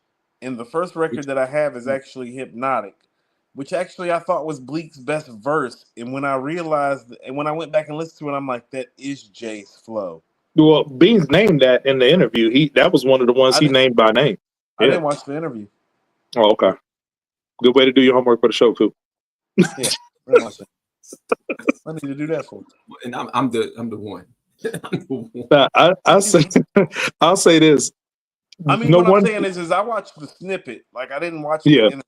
Like I watched the part where he said that there were 5 records. It's like, oh, that's all I needed. That was my dig. I was like, oh, as soon as he said that, I was like, oh, let me go find the records. So Hypnotic was the first record that I pulled where I was like, I'm like, and you want to know what's crazy about that? That means Hypnotic is old, guys, because Hypnotic was released in 2003 on Bleek's Made album. Yeah, and I can say this because I'm a Bleek apologist. No wonder I like Bleek so much because Jay might have been writing his stuff. But I'm glad you brought that up, Coop, because Made took a long time to get made, no pun intended, because I think it was Bleek's brother got in like a bad motorcycle accident. It was something like that, and he had to go out to Florida to live and help out his brother for a while. So that halted, because that's actually my favorite Bleek album, but that halted the making. Yeah, that halted the making of that album. And it's a lot of tracks, to your point, you're right, that are older because, he had to put it on hold for, his brother being in serious injury conditions and stuff. So, but yeah, like you said, Hypnotic is one of his best verses, but it was kind of known from the jump that Jay wrote for Bleek some because it was well documented that he wrote Coming of Age, but he just had Bleek do the parts, as the, person on the streets coming up. But I'm not gonna lie, it was kind of disappointing to hear that what Beans said, but the way he said it, and I know Beans didn't mean any disrespect by it, but I just found it kind of funny because he said, the guy on Art of Dialogue asked him, like, so Jay was writing for Bleek, and then Bean said, well, he had to on tracks that me and him both was on, so Bleek could keep up. He would have a chance to keep up. I know, but the truth hurts. When you say it like that, it's the truth, and that's okay. So that's the part of the interview that I did see, AG, and that's what made me go back and listen to some stuff and make me realize. How about this? Not only Hypnotic, Parking Lot Pimpin'. Yeah. Off the Dynasty. That's a Bleek add-on, I think. The ROC record, ROC, stop. If you actually listen to the hook, it's just Jay and Beans. And if you actually listen to Jay on the Dynasty, he's almost always calling out Beanie first on all of the records, and it's because I think he did most of these records with Beans for the Dynasty album. The Dynasty album became the Dynasty album, but it's very clear to me after after Beans made that statement about Jay, that the Dynasty album was actually tracks that Beans and Jay made together, and Jay incorporated Bleek in it and incorporated a Mill in one record to try to make it seem like a collab album. Him and Beans made the Dynasty. That's truthful. I got 2 things real quick. Change the game. Change the game. Yeah, that's a dope one. I asked Sean over Jay's flow. I asked Sean earlier this week. It begs the question that when Bleek sent shots at Nas on Mind Right, we always thought that was Bleek setting it off for real. But what if that was Jay's pen? Right. What if that was Jay's pen? Like, you know what I'm saying? Like, I'm going to set it off, but I'm going to use Bleek as a vehicle. So that was one thing I was wondering. And the second thing that I was wondering is, like, well, not wondering, I kind of read between the lines a little bit because we've on this show a few times talked about how much Beans has pushed Jay's, lyricism in his pen when they were on songs together. So if you're saying that he wrote Bleek's rhymes so Bleek could keep up, then shit, Beans had Jay working overtime. Because if he's pushing Jay's bars himself for his own verses, and then Jay got to double back and write for Bleek just so Bleek don't sound out of place on the track, then Beans had Jay working overtime. AG, more than any guy that I have heard post a Nas and Jay quote unquote prime. Oh no. Beanie Siegel is the only guy that I have heard that I thought that could be as good or better than those guys. He is like that. I have been saying it for decades now. That guy is not regular. That is top 5 MC ability, talent, execution. The only thing he was ever missing was instruction and better production, which Jay could have provided both and chose not to. That guy is a monster on the mic. Like, I know, Sean, you want to talk about it, and we're going to get there. Man, that guy on the mic in his prime got in front of a prime Jadakiss, who New York was literally handing the throne to, post a Nas, and he just dismantled. I don't get dismantled. We're not doing that. Nope. Yeah, you're going a little too far now. You're going. Yeah, he did. No, it did. It was Hey, man, surprising. It was surprising for where Beans was at in his career as a virtual newcomer to hang with Jadakiss like he did, but he didn't do beat. No, he sound better than Kiss does on his own beat. I don't care what you say. When you sound better than a rapper does on their own beat, you are sunning them.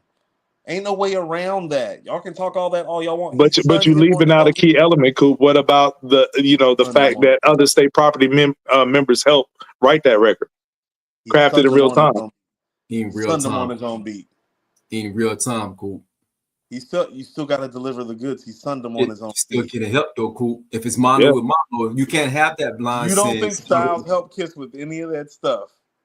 No, because style is totally different. You see, when Styles came through with the diss tracks, he was very direct. What Kendrick say, if I catch a flight, it's gonna be direct. Styles came on and wasn't trying to do no entendres. He's like, listen, I'll kill you.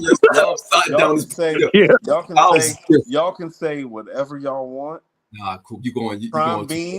Prime Beans is stepping on Kiss, and I love Kiss. Prime Beans stepping on everybody not named Big J, Nas, Tupac. I think objectively you have to call that battle a tie. I think that's the only battle that's ever been a tie. It's not a disrespect. It's not a tie. And it's not a disrespect. It's not a tie. It's not a tie. And it's not a disrespect to Kiss. Beans is like that. I keep trying to tell y'all, Beans is like that. Give me 1 second. Set him straight, Sean. Set him straight. Beans is like that. No, he's not. Definitely. Beans is like that. We're not definitely like that. He's definitely like that. But you're going a little too far now. Anybody that got Jay writing for Bleek is like that. Like, he's like that. But that's not hard, though. That's not hard to have someone write for Bleek.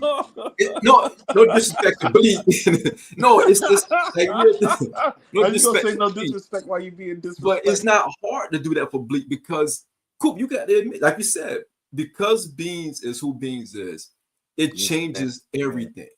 You can't even do a Beans Bleek album. Because remember, that was supposed to be the next thing. It was supposed to be Beans and Bleek album coming out. And you can't do a Beans and Bleek album where Beans is rapping at this high level. You can't do that, right? So, yeah, Jay got to put some influence on Bleek. No, I mean, like, Beans, I think y'all are not understanding how rare Beans is. Beans is somebody with, hold on. Beans is somebody with a Scarface level type of empathy that he can provide to a record with the lyrical like montage of a Black Thought, but with like the ferocious nature of like a DMX. Cool. Like, he's nasty. He's not a regular dude. He's not a regular dude. Like, he's not a regular guy. I'm sorry. Like, I love Kiss. I'm not taking anything away from Beans. But to say that Beans stepping all over Jada and it's not even close, that's crazy. That's blasphemy. What are you talking about? Jada checks all the boxes. He checks some boxes that Beans can't check.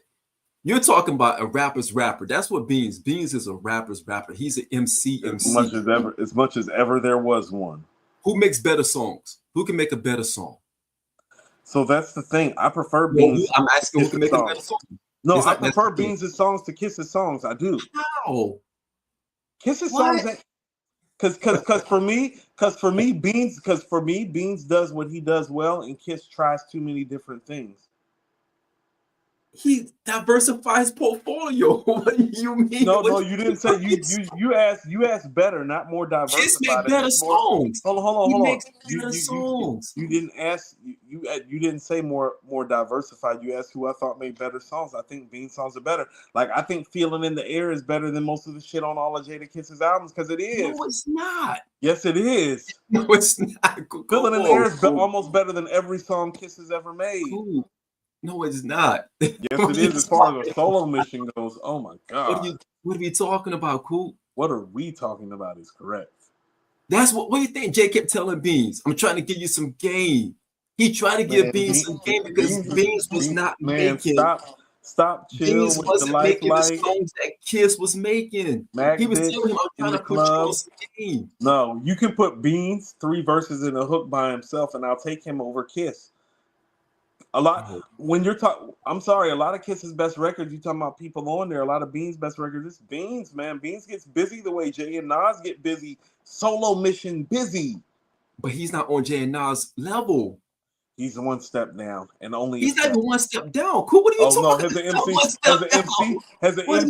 about? As an MC, listen to what I'm telling you. As an MC, he's closer to being what they are as an MC than Kiss is. It's always been that way. It's not. Yes, because the box that Kiss checks that Beans does not check is songwriting ability. Kiss can make the songs. Beans is more of a bread and butter. Beans is a blunt force. Kiss can make the songs and he can make the blunt songs. That was Beans' Achilles heel. He could not make that level of songs. What are you talking about? He didn't get the opportunity to, Sean. Had he got the same opportunities that Kiss got? Had he got the same opportunities that Kiss got? Yes. Think about this. How about this? Hold on. You know this because you're the ultimate Jay hater if ever there was one. Think about how much. No, you don't. Those are lies. Those are cold-blooded lies. Those are Rick James cold-blooded lies. Think about how much Jay worked to suppress Kiss coming up. You think he didn't suppress Beans, who he could like suppress at ease? Can I say something? Because I came in on the conversation. You said Jada didn't have. Beans didn't have as much opportunity as Kiss. Is that what you said, Coop? Not but with Jay standing in the way, no. Kiss doesn't have a Jay standing in his way. But by the time you get to 2005, whereas Beans' last album affiliated with The Rock like that, The Becoming, Jada only has 2 solo albums by that point. And hold on. Beans has 3 albums out. Hold on. And The Becoming is by far his best album, and you want to know why? Because Jay had no involvement. That's fair. But he still had just as much, if not more, opportunity as Kiss. I mean, Kiss.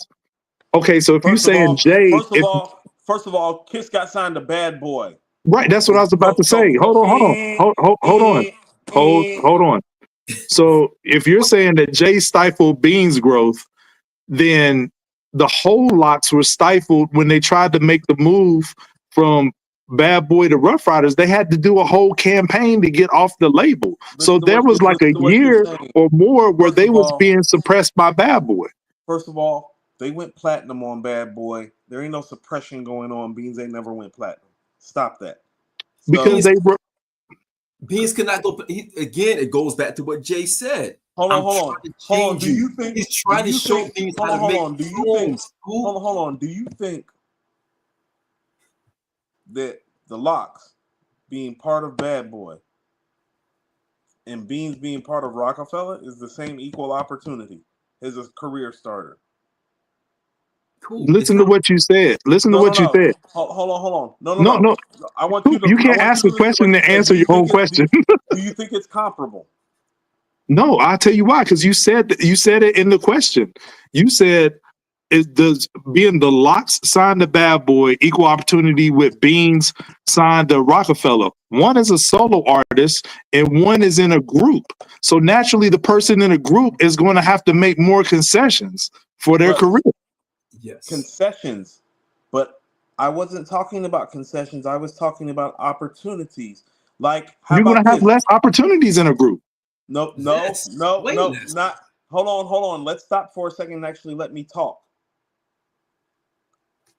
Talk. Did the Locks end up on a song with Mariah Carey, or did Beans end up on a song with Mariah Carey? How did the Mariah Carey thing happen? Mariah Carey's a diamond selling artist. We're talking about opportunities, right?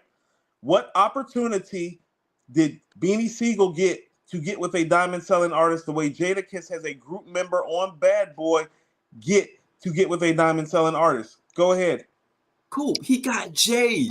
He's the you're talking. I said diamond selling artist, which Jay-Z is not. That's why I brought up Mariah Carey. What does that have to do with anything? Honestly, what does it? All right, you want to see what opportunity? Hold on, let's stop for a second. You're asking me what we're talking about opportunities. Mariah Carey is a diamond selling artist, is she not? Yes. Yes or no? Is Mariah Carey a diamond selling artist, gentlemen? So you basing this off one record? No, I'm just using that record as an example. There are other records that they did.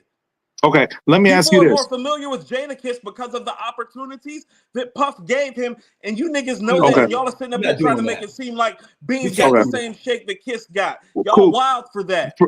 For somebody saying "Let me talk," you're not shutting up. Like, cool. Let me ask you this. Kiss was doing records with Mariah Carey before he had a solo album. We talking about that's the same opportunity. Okay, let's go to their debuts. The Locks, Money, Power, Respect. Big had already passed. God bless the dead. It was unfortunate.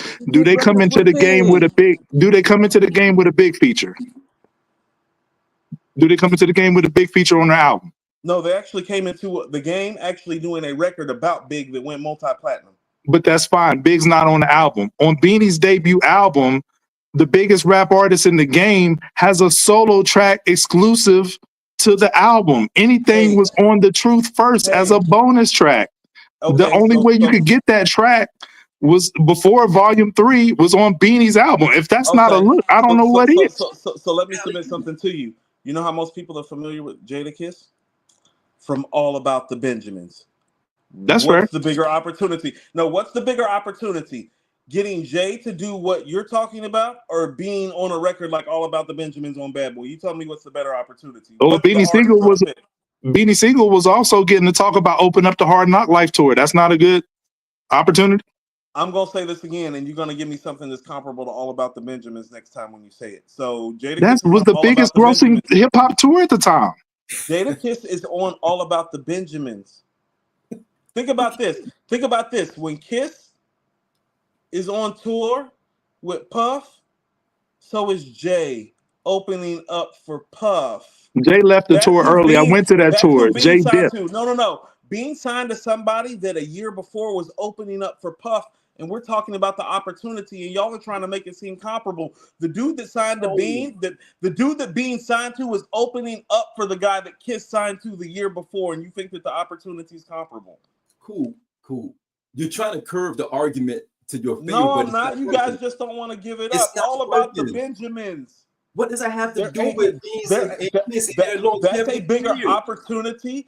Just like the Mariah Carey record, All About the Benjamins is a bigger opportunity that Kiss had to spread himself to audiences. No, that's playing Monday morning quarterback because of how big the song became. You can't say that they knew that Benjamins was going to be Benjamins when he got on the record. You're saying that like in hindsight. I'm pretty certain if Puff were talking, he would tell you when he heard the record that he knew, because when you know, they all talk about that. So there's no possibility that Do It Again can't be as big as All About the Benjamins. It wasn't. No. And who was because we know how it played out. AG, did you just compare Do It Again to the Benjamins and talk about? Because we know how it played out. What are we doing? And Jada is not even the forefront of that. It's Kim. Big.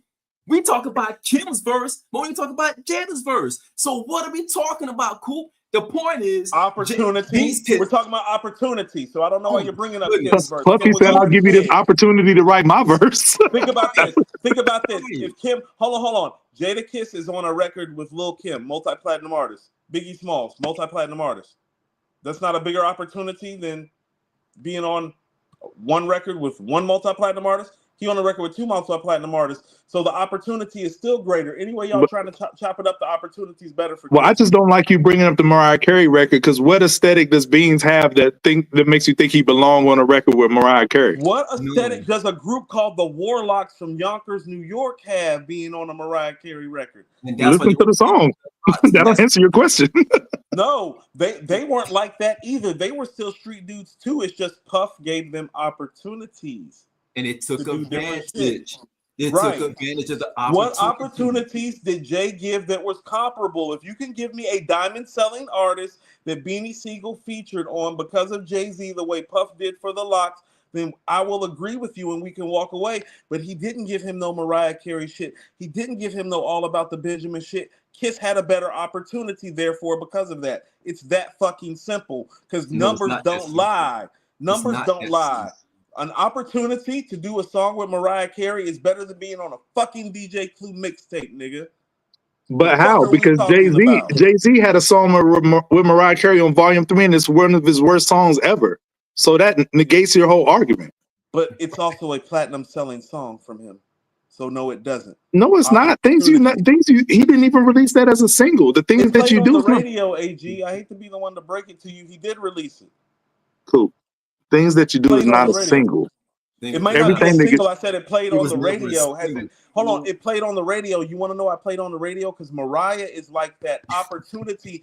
Jay did the record with Mariah about the opportunity to expand his base. You're making my point for me. Y'all trying to make it seem like the Mariah. Do you honestly think that Jay-Z in 1998 is in position to give Beans the same shake that Puff is able to give Kiss in the Locks? Are you really saying that with a clear conscience? Because the nigga just started selling records in 1998. Y'all acting like Jay is some sort of boss like Puff is in 98. He's not. He just got done opening for the nigga. Sean, you hate on this nigga all the time. You should note this. What sold more records, Volume 2 or No Way Out? No Way Out. How many records No Way Out sold? It sold 7? 7. Okay. Yeah. More opportunity right there, AG. Nice try with the 5 mil, 2 million more. No, it's at 6. It's at 6. Cool. What's at 6? Volume 2 is at 6 million. Still 1 million behind what No Way Out sold originally. I mean, that's not a disparaging difference. Still more opportunities by 1 million. Opportunity should be greater by 1. It only got to be greater by 1. Okay. It's greater by 1 million. Okay, then if I flip that, what did Puffy's Forever album sell compared to Volume 3 then? So, like, what are we doing? It's sold 3 million if memory serves, though. That don't make no sense, man. That's actually when I used to follow numbers. If I'm not mistaken, it did 2 or 3 million. But what's your point about bringing up Forever? Forever didn't pitch any. Because it could be the inverse. Volume 3 did more than Forever. If you're telling me that No Way Out did more than Volume 2, Volume 3 did more than Forever. No Way Out gave opportunities to an unknown Black Rob and the Locks. Did it not? Because they ended up being platinum selling artists afterwards. That's just more than what Jay did for Beans. That's all I'm saying. Y'all acting like what I'm saying is something big. Anybody that knows music and knows hip hop and knows numbers knows that what Puff did for the Locks is way greater than what Jay did for Beans, and so do y'all. But I think the opportunity was transactional though.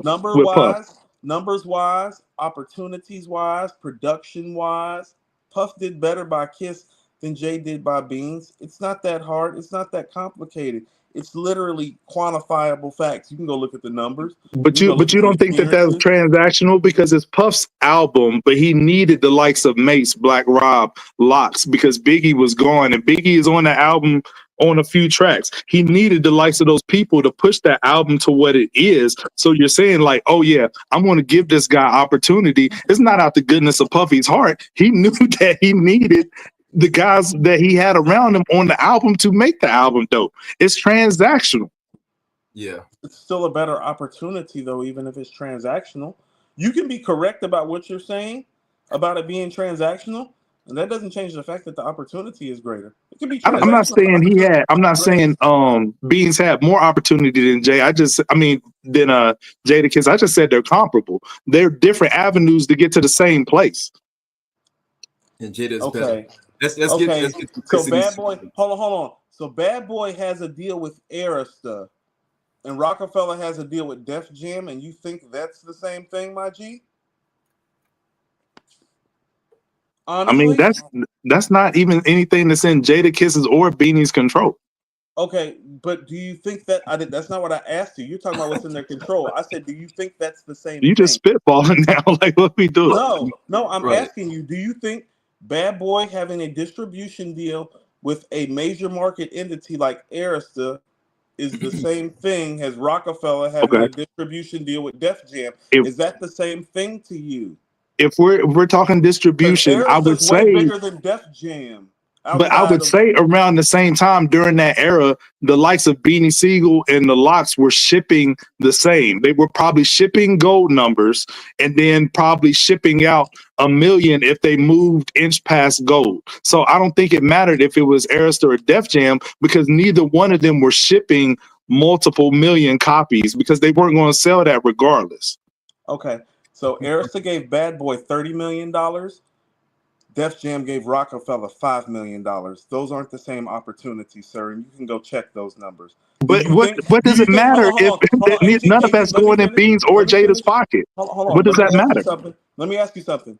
Do you think that you have more opportunities with a $5 million distribution deal or a $30 million distribution deal? Cool. What does that Neither one of them were seeing any of that money. I'm asking you a question. I said I didn't ask you what they were seeing. I said, do you think that you will have more opportunities with a $30 million distribution deal or with a $5 million distribution deal? For Puffy, Which one do you think affords you more opportunities? For Puffy. Yeah, not for Jadakiss. Yes. Hold on. So Puff is the one that provides the opportunities to the artist. His $30 million goes first. That's why they left. Hold on. Can you let me? Would you like to let me finish? Would you like to let me finish? Actually, if you actually listen to Kiss and them talk, they say that they learned. They say part of why they won the verses and part of why they give such a great stage show and have the business mind that they do to this day is because of Puff. So even though that they left, they still talk about all the great things that they learned from them. But that's not really the point that I'm making. What I'm trying to tell you. Hold on. Let me finish. No. I like how you all like to not let me talk, but you don't want to talk about the numbers. Because you're not talking about it. You're the only one talking. I'm talking about a $30 million distribution deal providing more opportunities than a $5 million distribution deal. If you have $30 million in over here and you have $5 million over here, the person with $30 million can provide more opportunities for the people that he's employing than the person with $5 million. That's simple fucking arithmetic. Those were the deals that got handed down. Well, if I can answer that question, if I got $30 in my pocket, Mariah Carey instead of ending up on a DJ Clue mixtape, and he asking, can he talk? Like you're right, Poop. You're right. No, listen. I know but I'm right. If we're doing simple, if we're doing simple arithmetic, if we're doing simple arithmetic, like you said, if I got $30 in my pocket and Sean got $5 in his pocket, but if neither one of us giving you a damn dime, what do it matter? Yeah, it matters none. We're talking about the opportunity the money provides. The money provides you the opportunity to do records. It's no opportunity if it don't go to you. No, you're right. He's right. No. Right. You're talking about the financial gain. I'm talking about the opportunity for people to know who you are when people do not know who you are. $30 million goes further than $5 million, unless you niggas know some shit about economics that I don't. Yeah, I do, but it's yeah. Please explain right now how $30 million doesn't offer you more opportunities than $5 million. I can talk about that off the record. Okay, type it up and put it up on YouTube so people can read it. That. I mean, you have to be the proprietor of that to gain the opportunity, not how the money gets allocated. Puff chooses how the opportunity gets allocated. He allocated the opportunities more appropriately for his artists than Jay did. Everybody knows that. You all know that.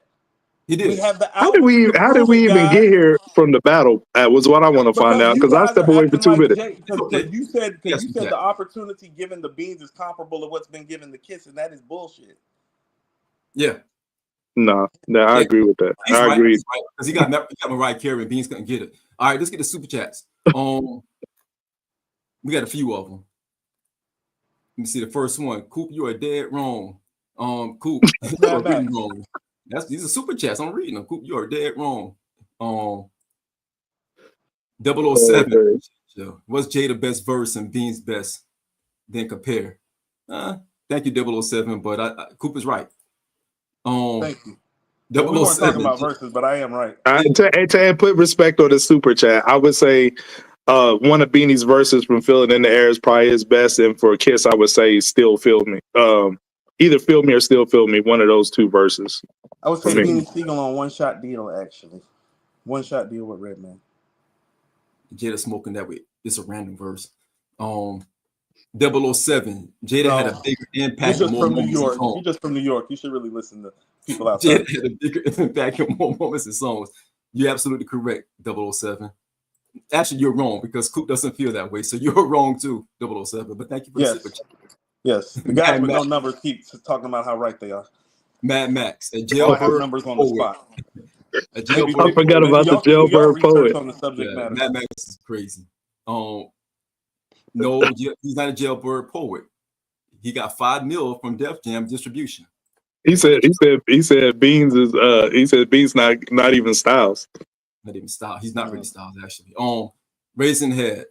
Beans had help on his Jada diss. Yeah, but he cooked Black Thought on Adrenaline. Yeah, absolutely. Yeah. He did get help though, but he's still better than Jada. He is better than Jada. He had more opportunity than Jada with that help from his pens from everyone. but it doesn't matter. Right. Mad Max, $10 super chat. Sheep nicer than Beans. LOL. All for the love. No, we ain't doing that, Mad Max. Yes, we are. In the air. What group on Shamrock? No disrespect though, my guy, but you're bugging. Kiss a lot nicer than Beans. You're wrong, Mad Max. He's not nicer than Beans. He's not. 007. Jada a demigod. His impact and mic presence is bigger. No, it's not. It's Beans. It's not. 007. Jay was descended to become the biggest rapper when Beans hit the scene. Puff had the bad boy machine when Jada started. This is a watch show. You are absolutely correct. Why? Because Arista had 30 million behind Bad Boy. The distribution was different. Jada was able to get Mariah Carey on a remix or something. I don't know what it was. And Jada Penn was nice, and he helped Bad Boy. The Honey remix. Yeah, different. Yeah, the Honey remix was dope. Yeah, Beans was on the. And it wasn't about packs. Y'all know that most of Jadakiss's platinum plaques are on Bad Boy, right? Absolutely. While y'all talking this shit. Absolutely. That sounds like opportunities were there. It does. How many platinum plaques Beans got, by the way, guys? Since it was comparable. So the numbers should be comparable. No. If y'all are saying it's comparable, the numbers should be comparable, right?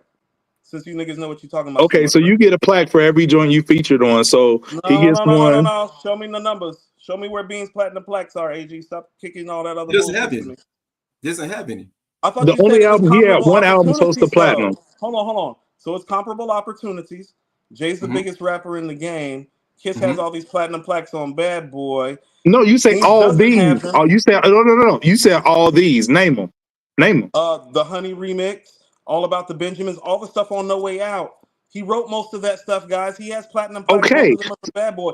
And the Lox's debut Bad Boy album actually did go platinum, guys. He does have multiple platinum plaques from Bad Boy. Okay, so that's what I'm saying. Not much after that because the opportunities were different after he left. So if Jada got platinum plaques based on stuff that he was a part of, but not necessarily his projects, then don't Bean have platinum plaques too for all the Jay stuff he was on? You just got through saying that he created the dynasty with Jay.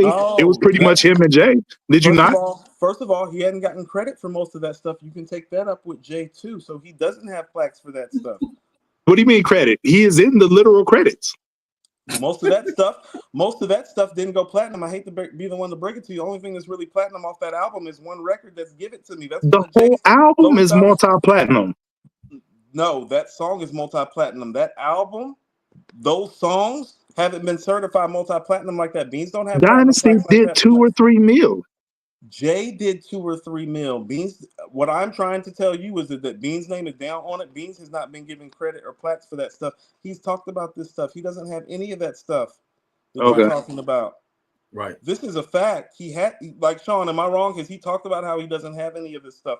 It can't be both ways. It can't be like, yo, that's pretty much a Beans and Jay album. That's a compilation, but he don't have no credits. AG, I'm not the one that's saying he ain't got it. He done said he ain't got it. You got to take that up with the guy that was giving him these great opportunities that you're talking about. I guess, man. Right. The guy The guy that you talking about was given all these great opportunities. Let's see, Dynasty. Hold on. Beans talk about how the opportunity ain't that great while you telling me that the opportunity's comparable, but okay. Okay, but Dynasty has what, like 16 tracks, and Beans is probably on what, about 13? Seven or eight? About 12, 13 of them 16 tracks. And I don't know any Bad Boy album outside of a Locks projects where Jada got that many verses on. You know what I'm saying? He ain't got that many verses on No Way Out. That's for damn sure. Hey, I don't know what the paperwork looked like. I just know when the plaques been coming in, they ain't been getting shipped to Siegel House, and he done spoke to it multiple times.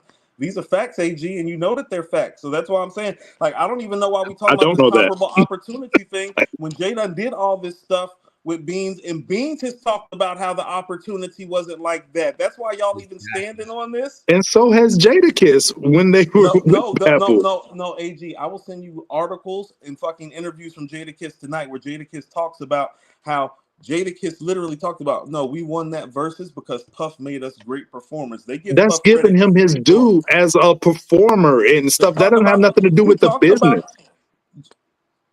AG, during the verses, when Juelz Santana made the "We Don't Like Girls" comment, all they did was run down their Bad Boy hits and literally was joking about niggas must have forgot we was on Bad Boy and we made these hits. They did it during the verses. Yeah. That's why you saying this is wild. Okay. They literally were talking shit about how people forgot that they had made all these hit records that while they were with Bad Boy on the verses because Juelz called them out. Do you remember that happening?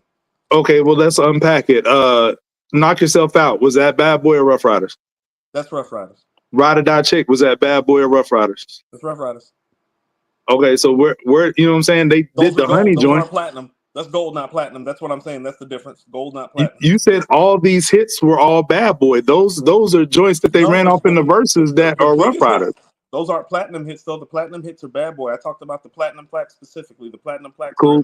You got the goalpost on wheels, bro. Like, you know what I'm saying? Like, it's moving all over the place. It's a hit record. Hold on. I said it's a hit record.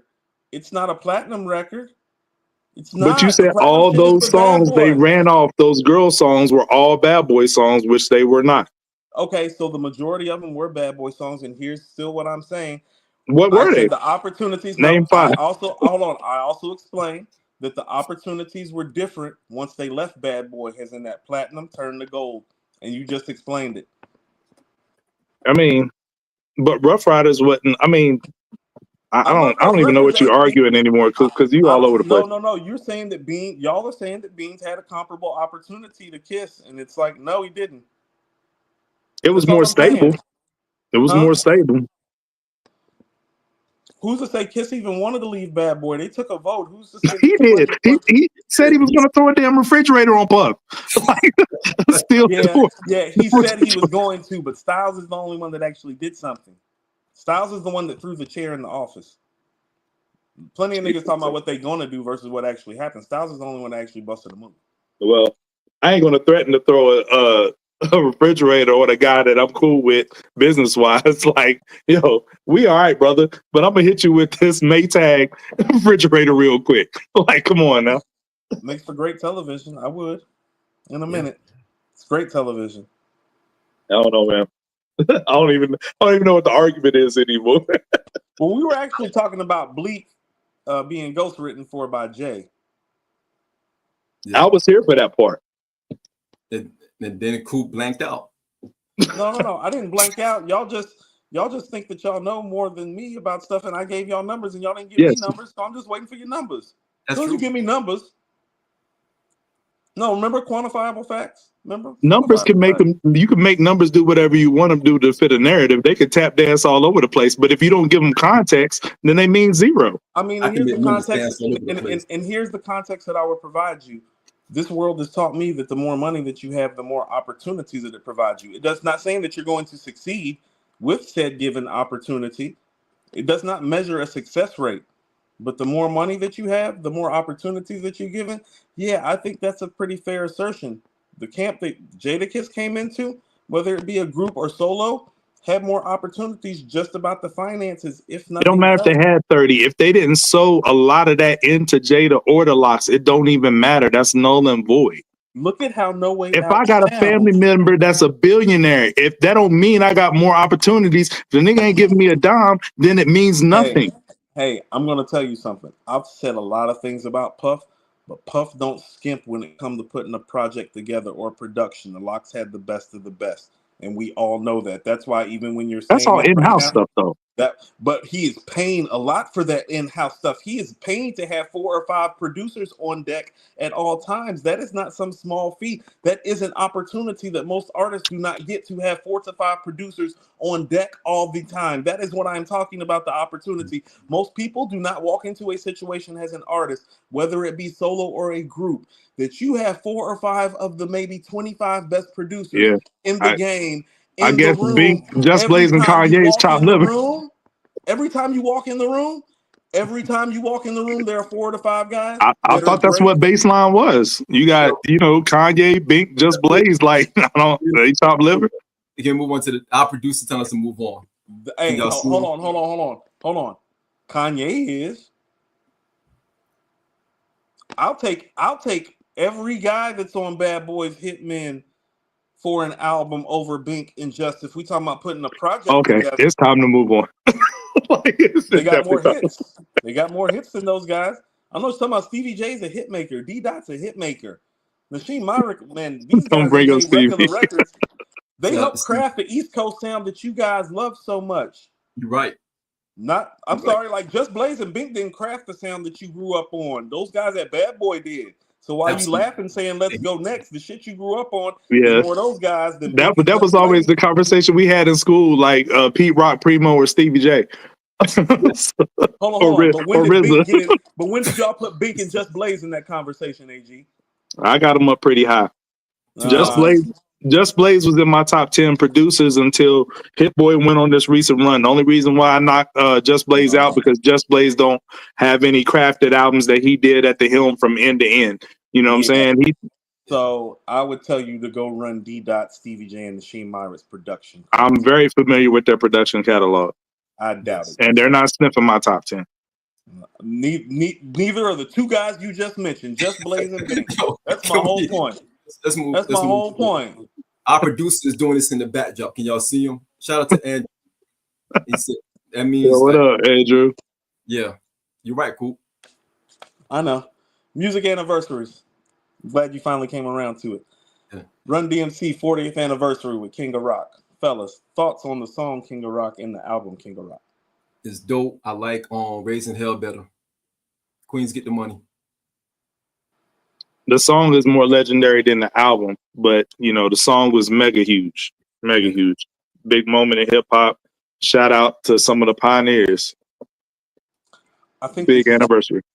I think this is actually where the idea of a sophomore slump in hip hop terms comes from, because it is a far cry from Raising Hell, and the title song is bigger than the album itself. Very much like the Locks' first album, coincidentally enough, to tie it all together. That's about the only thing you said right this whole 20 damn minutes. No, that's another platinum plaque that actually came out of Bad Boys camp that they ain't fucking had since Bad Boys camp. You're the one that needs to go check your facts. I don't even. But that's neither here nor there. Hold up. We can move to Discord dialogues now. You guys should really use Google sometimes. I am, because I'm about to fact check you real quick. Okay, pull up the distribution deal for Rockefeller. Because I'm pretty certain they got $5 million. I'm pretty certain they signed $5 million distribution deal with Def Jam at the end of '96.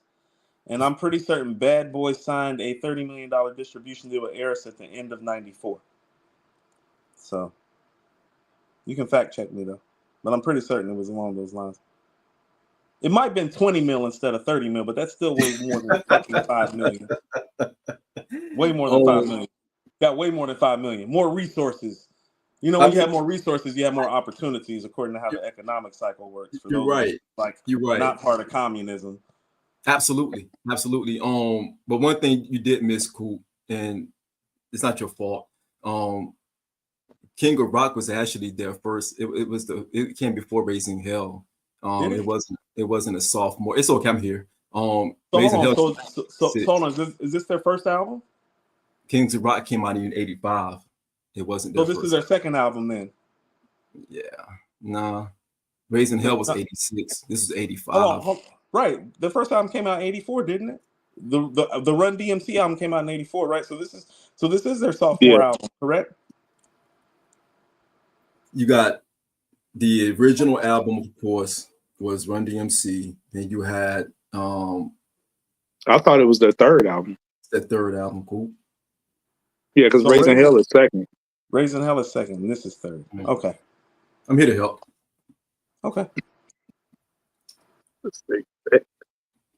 Check those Bad Boy Arista and Def Jam numbers while you're here, sir. Since you're here to help. What are we doing? It don't matter because it don't matter about those opportunities because we provide you with the best opportunity here at Hip Hop Talks, Scoop. No. Don't worry. Hey, go to AG. Go ahead and take over Discord dialogues while I check these Bad Boy Arista numbers. It's your turn to take over the segment anyway. You tried it, but since you want to try it, since we was talking about Beans and Jadakiss, this is all apropos going into the Discord dialogues because on the Joe Budden podcast they had a conversation, once again talking about how Beans always pushed Jay in his pen, and on which songs who got who, and one of the main songs that they did a deep dive with is Reservoir Dogs, which is one of the greatest posse cuts of all time. So I put it in the chat. To let the chat vote in the Discord who they felt like had the best verse on Reservoir Dogs. And, Coop has some information that he wants to share. He's getting. No. So I'll let you go ahead. Discord dialogue. No. No, go ahead. Dialogue. No, go ahead. We'll come back to it. No. It's okay. I'm more concerned with making sure this Discord dialogue in the show is getting wrapped up in a timely fashion. I want to get all of my quantifiable facts together. Please do. So the numbers that we got, since we're talking numbers in the Discord, Jadakiss actually won the vote in the Discord for the highest that they thought they had the best verse. I think it was like 42%, which is a pretty wide margin because I think as posse cuts go, this is one of the closest like verse for verse posse cuts I think there is, like, if we're talking about the greatest posse cuts of all time. Me personally, I rank Styles' verse the best. You know what I'm saying? And the story behind it just makes it that much better. His opening bars, classic. You know what I'm saying? And Jadakiss won in the Discord, but I personally, I got Jada coming in fourth. Because when that song, I've had the same order for years pretty much. I had Styles coming in first. Sauce Money killed it. I got Sauce Money coming in second. She coming in third, then Jada, then Jay-Z, then Beans. I would even flip Jada and Jay, you know what I'm saying? But I think Styles has the best verse for me. But in the Discord, Jadakiss won. What say you, Sean? Who has the best verse on Reservoir Dogs to you? Man, I like Styles' verse, man. I'm not gonna lie. I just had loved Styles' bite. Pause on that entire track because he really came like he wanted to show them that he was one of one. I think this is also during a time where I think Beans was just finding his voice, as an MC, again being paired with these guys, because to Coop's point, because he was right, by this time the Locks, they're a little bit different. They were groomed, right? They had a $30 million hit. 30 million from average. The distribution changes things. So when you're getting on Reservoir Dogs, you're a different pedigree in comparison to getting 5 million from Def Jam distribution. So I feel that I still feel that Styles to me had probably the most sharpest verse out of all of them, only because the way he attacked it, because he was actually dissing them. He was dissing dissing Jay. Yeah.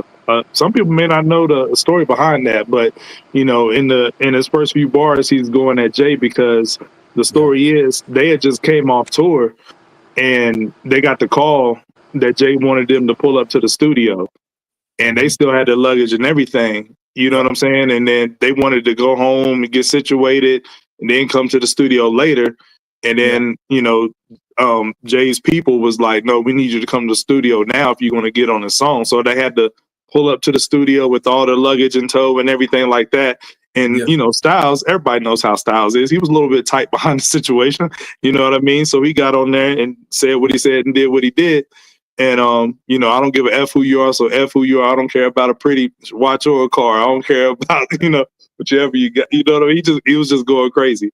But at the end of the day, you know, I think he said that Jada said that Jay picked up on it and asked him like, "Yo, your man's talking about me," and like, you know, he knew that from day one, but he kept the verse, which I respect that from Jay because he kept the verse on there.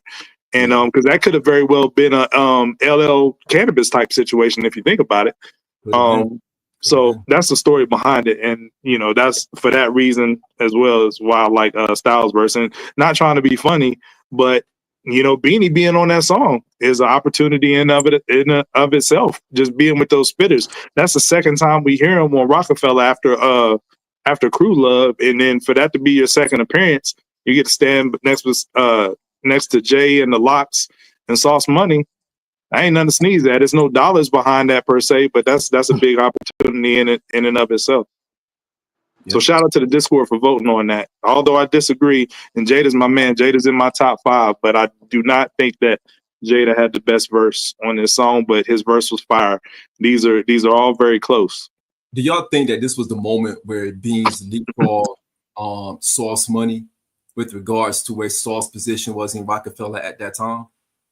Yeah, because I think that Sauce was Jay's main sparring partner. Rhyme was because it was like so much of a difference between the levels of him and Bleek. You know, Bleek was, you know, early Rockefeller. He was the young guy, but early Rockefeller with, you know, Celebration and pregame, face off, bring it on joints like that. Sauce Money used to keep pace with Jay.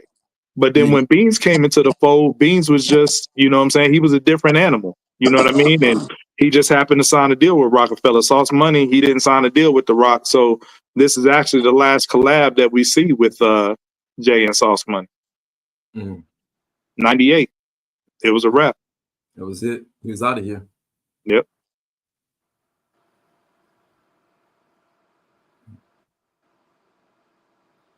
Do you got anything to add, Coop, about who you think got the best verse on Reservoir Dogs? What did people vote? Jadakiss, 42%. I actually think Sheik has the best verse. I think he has the third best, so I ain't mad at you think he has the best. Because he went off.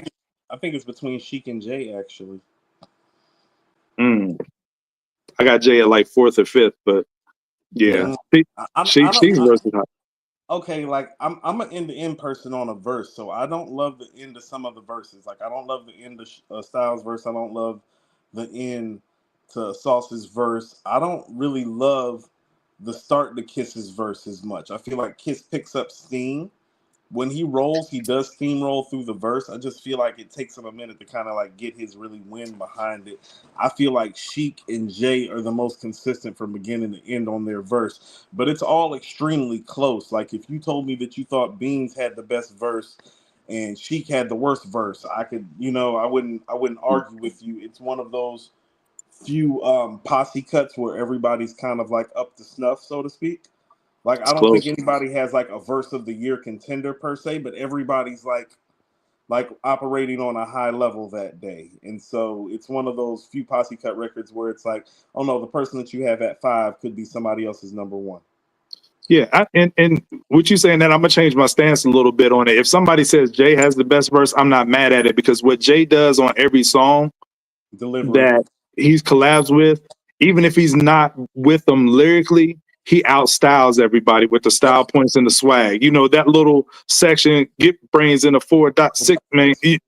Like, yeah. Right. When he flips up like that, he's the only person that switches speeds like that on there. Yeah. That part, when he starts styling on the track, you know, that puts him over the top and gives him an edge where if everybody's just barring up, you know, you're going to say like, yo, you know, that was the verse right there. So I'm not mad at that. They all brought something different. They all had it. You know, Sauce had the punch, right? You know, Styles had the fight. You know, Jada had Jada flair. You know, I think Jay had the confidence because at this time Jay was the lead dog. He was like really the one. He was the one next in line. And Sheik, you know, as being one of the ones that doesn't get a lot of love in the Locks as a collective, he brought his A game as well. and you got a new Beans standing beside all these guys. So everyone did what they're supposed to do on a track like that. You can't go wrong with whoever you select in that particular category. Really can't. You know what I like about Beans' verse, and even though I have him ranked last, and this might be because he was somewhat of a novice because he didn't start rapping till late, but he got put on with Rockefeller. But he sounds unorthodox flow wise compared to everybody else on there, but it makes his style stand out. You know what I mean? It sounds like just a little bit behind the beat. Pressure bust pipes. It's time to apply it now. Find a quiet town and tie it down. You know what I'm saying? Like the way he went about it, it's like this is different. I've not heard a flow pattern like that before. You know what I mean? So it stands out on its own. So agreed.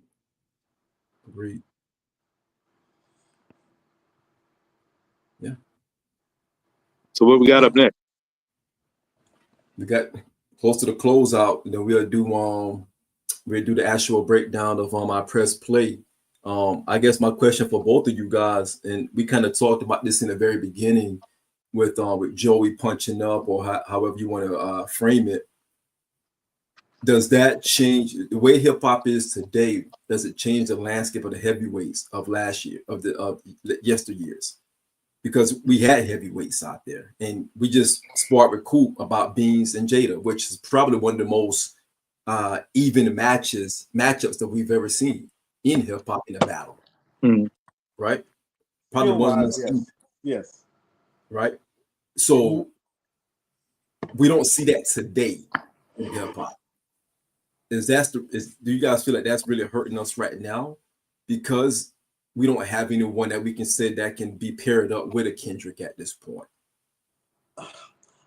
I think it's more of a lack of quality from the overall MCing culture, because here's the reality of the matter is well, I love Beans, y'all love Kiss, and that's really where the passion comes from. And really the real problem is, no matter how many streams or records or whatever numbers these motherfuckers do, they not passionate. Their fan base isn't passionate about their heroes like we're passionate about ours. You know what I'm saying? Like, they're not. Like, the West is different. And so that's why I tell people, it's like, oh no, don't get what the West is doing for Kendrick, they would do that for anybody in Kendrick's position. It just so happens to be Kendrick. So it's like, that's kind of like a win-win for both sides. That's how they ride, you know? But everything else, the game's just not the same, because it's like, well, really, like, the love's not the same. And it's because, well, quite frankly, these guys don't stake their claim in the game like that. At least with Kendrick, it's like, oh no, everybody knows Kendrick has been saying that he's the best for a long time. And so, yeah, his side is going to get behind him on that. But if you'll notice, it's like, oh no, North Carolina ain't really get behind Cole like that when he was saying he was the best. Canada, for whatever you want to say, they not getting behind Drake like on no rap shit. I'm down here. I'll tell you that it's like, shit. There are a lot of people down here that think Future the GOAT, but just many people down here think Future the GOAT, think Future Wash down here too. You feel me?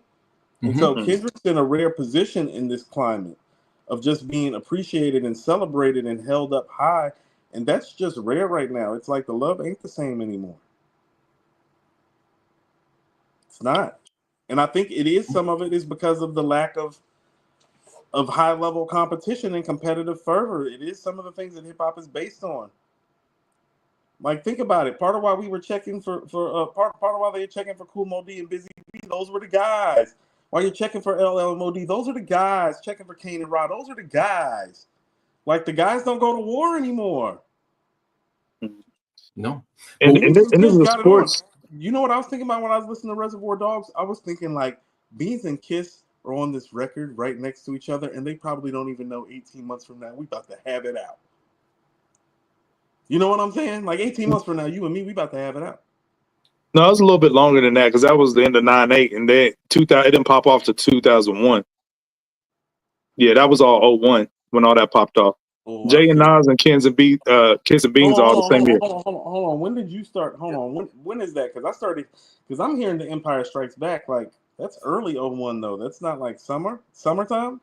but they don't start going at the locks until the end of 2000 when they went on that Hot 97 takeover. That's when it was really jumping off. That's Right. the So, end of hold on. 2000. That's the end of 2000. So 2 years instead of 18 Yeah, months. yeah, 2 years. But that's what I'm saying. If you probably telling them dudes 2 years from now they about to be going at it, it's like, well, both of their labels was yeah, up and coming and on the rise. It's like you couldn't have yeah. told them that. It was 2001 because Kiss the Game and Goodbye had just came out when Jada had the joint with him and DMX. Because remember, he's DMX on here we go. Yeah, that was like August, September. The reason was like no, I'm sorry, not Jadakiss was like the summer, and I think Beans was like August, and then Jay came in like September, and then Nas came in December. They was like all in succession. Because I feel like Kiss was like June. Because I feel like I got that Yeah. Empire Strike Backs, Empire Strike Backs mixtape. I feel like I got that in July.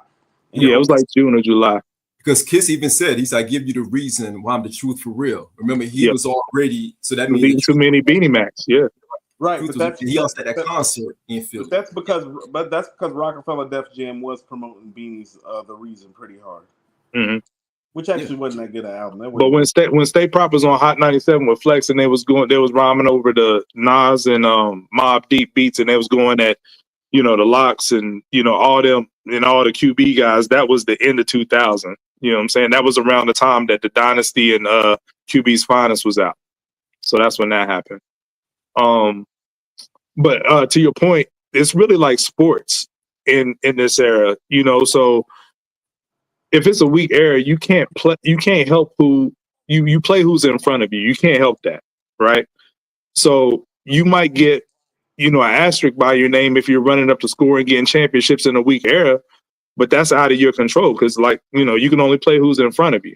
So yes, our era was more competitive, but I mean, at the end of the day, what I'm saying, if Kendrick's the top guy now and there's nobody really out there, Joey's trying, like to your point, Sean, he's trying to punch up and we don't consider him a number one contender type, in that weight class, but he's at least trying to restore the feeling because the people that we would put in Kendrick's weight class, are they built for that?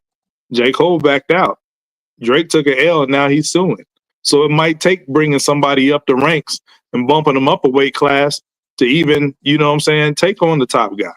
But let me ask y'all this, because even with that point, the field is what, to me, create that particular fervor that you need, right? Yeah, because, absolutely. And Coop, you being from Atlanta, what if the night that 3 Stacks made the comment saying the South got something to say? What if New York would have took offense to that and Big would have dissed 3 Stacks and forced 3 Stacks to respond back? Because the field at that time, this was like 95, right? This was 95. Would have cut your water off. Yeah, everybody water getting cut off up there. Oh, for who? Who's water getting cut off? We cutting everybody water off up there. We ain't listening to none of y'all shit if y'all did that to Outkast. For real. Like about Outkast? It's like, no. Yeah. Because what people have to understand, Outkast for us, it's like that's our peace offering. It's like we ain't gonna get more peaceful and like affable to what you like than that. So if you don't like that, then fuck you. Right. Yeah. If you don't like that, then I can't get with you. But at that time, that was y'all's buy-in too. Right. That's why we would have just turned around and said, fuck you. It's like if you're not accepting our buy-in, that's our buy-in. You saying no to our buy-in.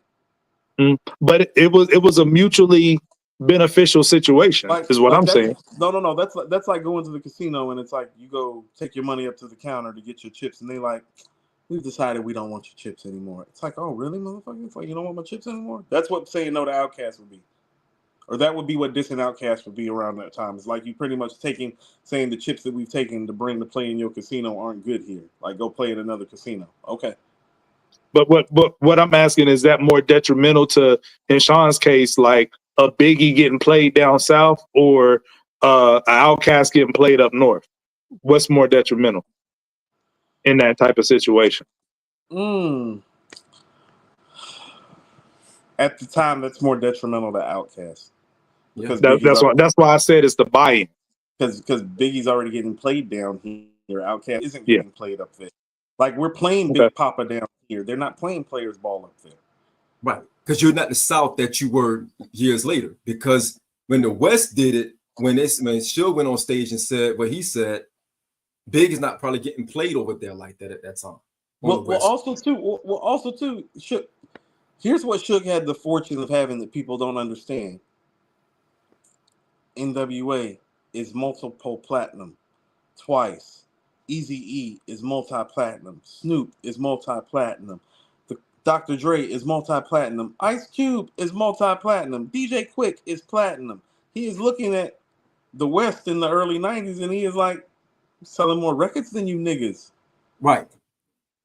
Selling more records than you. Yeah, I'm pulling up in your name. I'm selling more records than you. It's the record business. It's the music business. We're in the business to sell these records. But it still takes an impact. What I'm saying is people looking like Suge just pulled up to take that shot. He was in position to take that shot. They were in control. They had Dre and Snoop. Yeah, they had market share at that time. They had market share. They had look, this is when he had Interscope and Jimmy Iovine behind him. This is when Suge Knight is going to Jimmy Iovine's house on the weekend. Yeah, he felt emboldened to do that. Yeah. They had because Death Row got distributed through Interscope, opportunities were a little different than what some of those East Coast artists were getting. Yeah, with they gold selling ass while they're over there going multi-platinum with Interscope. It's not accidental. I mean, West Coast is larger than New York City. In its entirety. I think Southern California is larger than New York City. Shit. Yeah, per capita. So they're going to... Per capita. Right. Yeah. So they got the numbers. They got the demographics. They got the backing by the record company. They got... Yeah, they had everything. It was like check. So all Suge really the one that came and crushed the buildings, not Snoop. Snoop was late to the party. Suge was the one that was like, yeah, we got this. Boom. Yeah. So I want to shift gears a little bit on this weight class thing because I got a legit question. So, AG, hold on. Can I get super chats real quick? Yeah, go ahead, man. 007, y'all should be petty more. It's great that yo, we cannot petty everybody that's out there. If you mean they should be wrong more, AG, by the way, guys, it was $10 million versus $1.5 million. My numbers were wrong, but guess who got $10 million? Yeah, I knew your numbers were wrong. I wasn't going to say that. I was going to say that gap is not as big. Pause. I don't even want to respond to that. Yeah, I wouldn't. What do you mean you don't want to respond to? You can do math, right? You see that gap? Can you? No, $8.5 million is a lot less of a gap than 15 million. Hold on. Listen to what I just said. No, we can't do this. Hold on. Def Jam gave them $1.5 million. Okay. They're bad. They're bad. Arista gave Puff $10 million. That's a variance of $8.5 million. I guarantee you, Puff spent more money on the locks than Jay did on Beans. No, but you said it was 30 to 5. That's a $25 million disparaging difference. Okay. 8.5 is different than 25 mil. Hold on, AG. So we're going house shopping, AG. I got $1.5 million to spend. You got $10 million. I'm not talking about the 1 point. I'm talking about the difference. Oh no, the difference is okay. So how about this, AG? $8.5 million difference. I'm still in a whole nother tax bracket than you are, brother. Absolutely. But 8.5 is still not 25. No, AG. It's closer, but I still have more resources than you, even if the shrinkage pause. Even if the shrinkage. All right. Read the other super chat. I'm done. I don't even want to talk about this anymore. I don't even know how we got to the point where I'm using the word shrinkage in a hip hop podcast. I want out. Smiling when you said that. Very 007. Today's heavyweights gets eaten up in the mid-90s. Absolutely. Who are today's heavyweights? What does it mean? What does it even mean to be a heavyweight? Like, is Drake considered to be a heavyweight? Because that was where I was getting ready to go after the super chats. That's where I was getting ready to go. Drake's one-loss record looks like LeBron's. So it's like, how much of a motherfucker like 4-6? Like what? Hold that thought. CJ the Kid. So you guys can kill me for this analogy, but it's Joey versus K. Dot sort of like cannabis versus LL because is cannabis ever look on the same level as LL? It's not the same. It's not the same. I get what you're saying. I get what you're saying on CJ, but that's not the same at all. Because Cannabis actually threw a haymaker at LL. Like second round KO, let's make no mistake about it. It was not a dud. That was not a dud. It's not. Yeah. And I like Joey, but Joey's name don't ring bells like Cannabis did in 98. I'm sorry. Okay, so 97, people thought 98. Cannabis was going to be Rakim when Cannabis was coming out. Yeah. Bingo. He messed up with that album. That's the only thing that hurt him. That album destroyed him. Biggest debut disappointment ever. It's biggest disappointment. It's an atrocity. It's a horrible piece of hip hop work. I blame Clef. It should literally be talked about in terms of how to fail miserably on your first album. I'm still shocked at how terrible the album is. Never forgiving him. Wyclef. This young, promising female MC named Free is on this song called Patriot. She ended up hosting 106 in Park, but she could rap her ass off. Off. I love Patriots too, though. Yeah, Patriots is the only dope record on there. Of course we do. Buckingham Palace was good. Buckingham Palace is good. Buckingham Palace is the best song on the album. It really is. Yeah. But okay, so we just named two songs. This goes to show a buzz going into a debut versus an virtually unknown debut. Because as Mobb Deep fans, I hate to say this, we try to act like Juvenile Hell doesn't exist. Juvenile Hell is very bad. And granted, they was young kids. Hold on. Do you think it's bad? I think it's bad. I don't think it's bad. But what I'm saying is the quality that gets more of a pass because there's not heavy buzz going into it. Cannabis had one of the biggest buzzes ever going into his debut album, and then he didn't deliver. What I'm saying is if you're a virtual unknown and then drop, then you got a little bit more wiggle room as far as that's concerned. Juvenile Hell is still better than Can I Bust, though. I might agree with you on that. Yeah.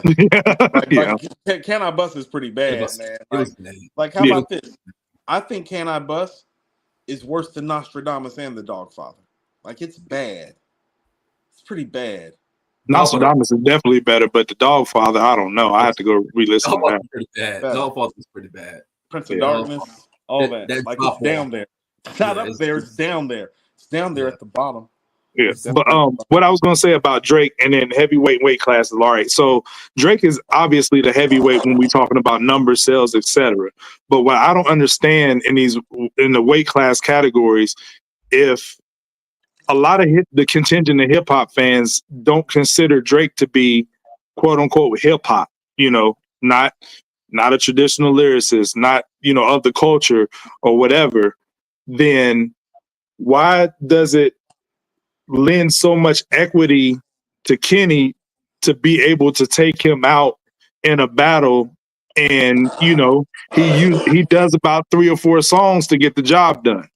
You know what I'm saying? That's why I have a hard time understanding. It can't be both ways because a lot of people have catapulted Kenny to top 5, top 3, GOAT status behind this battle. But in the same breath say Drake is not like that. He's a big dog as far as the sales go, but as far as MCs are concerned, he's not like that. So that's kind of confusing. So AG, I'll tell you, and I've been saying this for years, it's because these people don't know shit, AG. They don't know anything. Well, that's too simple of an explanation. I need more behind it. Okay.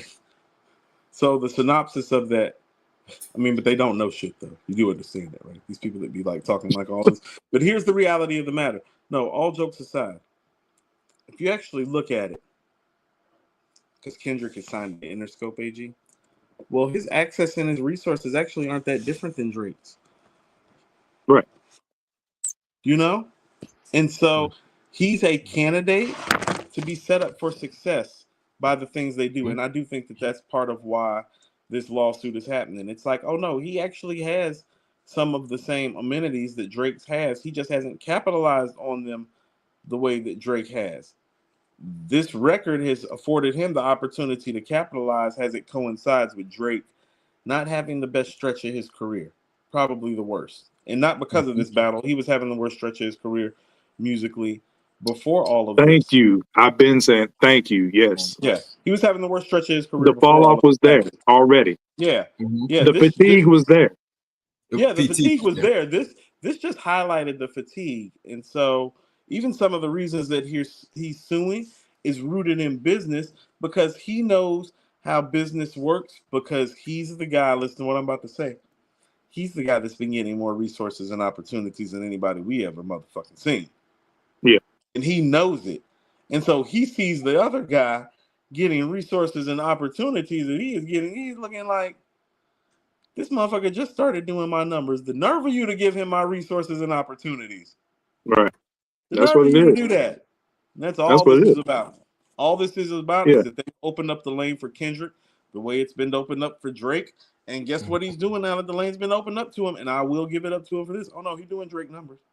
But that's the the numbers part of it. What I'm really asking is from the culture standpoint as a head. You know what I mean? If you're one of the people who doesn't consider Drake to be nowhere in Kenny's weight class as a spitter, then why do you gain so much points by taking said person down? Okay, AG, I hate this conversation because when I tell people, well, Kendrick is supposed to beat him if we just talking some rap shit, people look at me like, oh, Coop, you can't do that. And I'm like, hold on.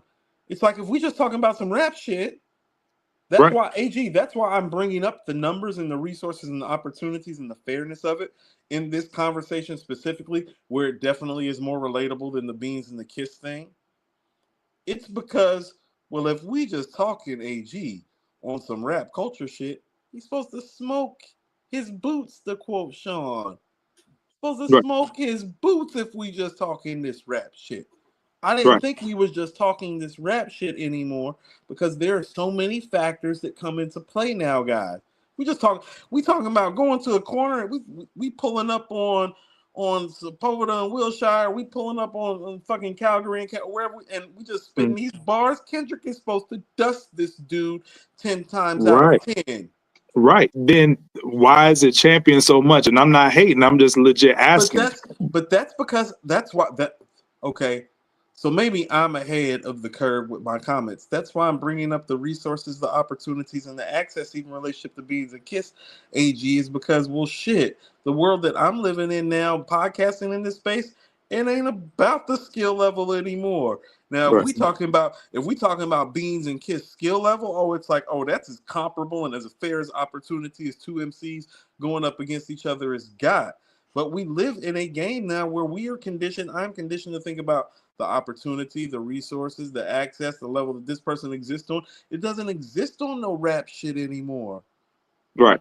But if you look at, like, let's put it in ball terms, right?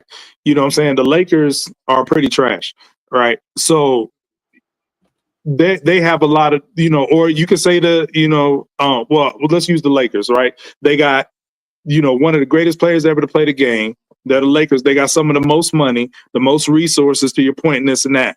But if they play, you know what I'm saying, one of the top teams, let's say if they play the Celtics and the Celtics blow them out, should we really be surprised?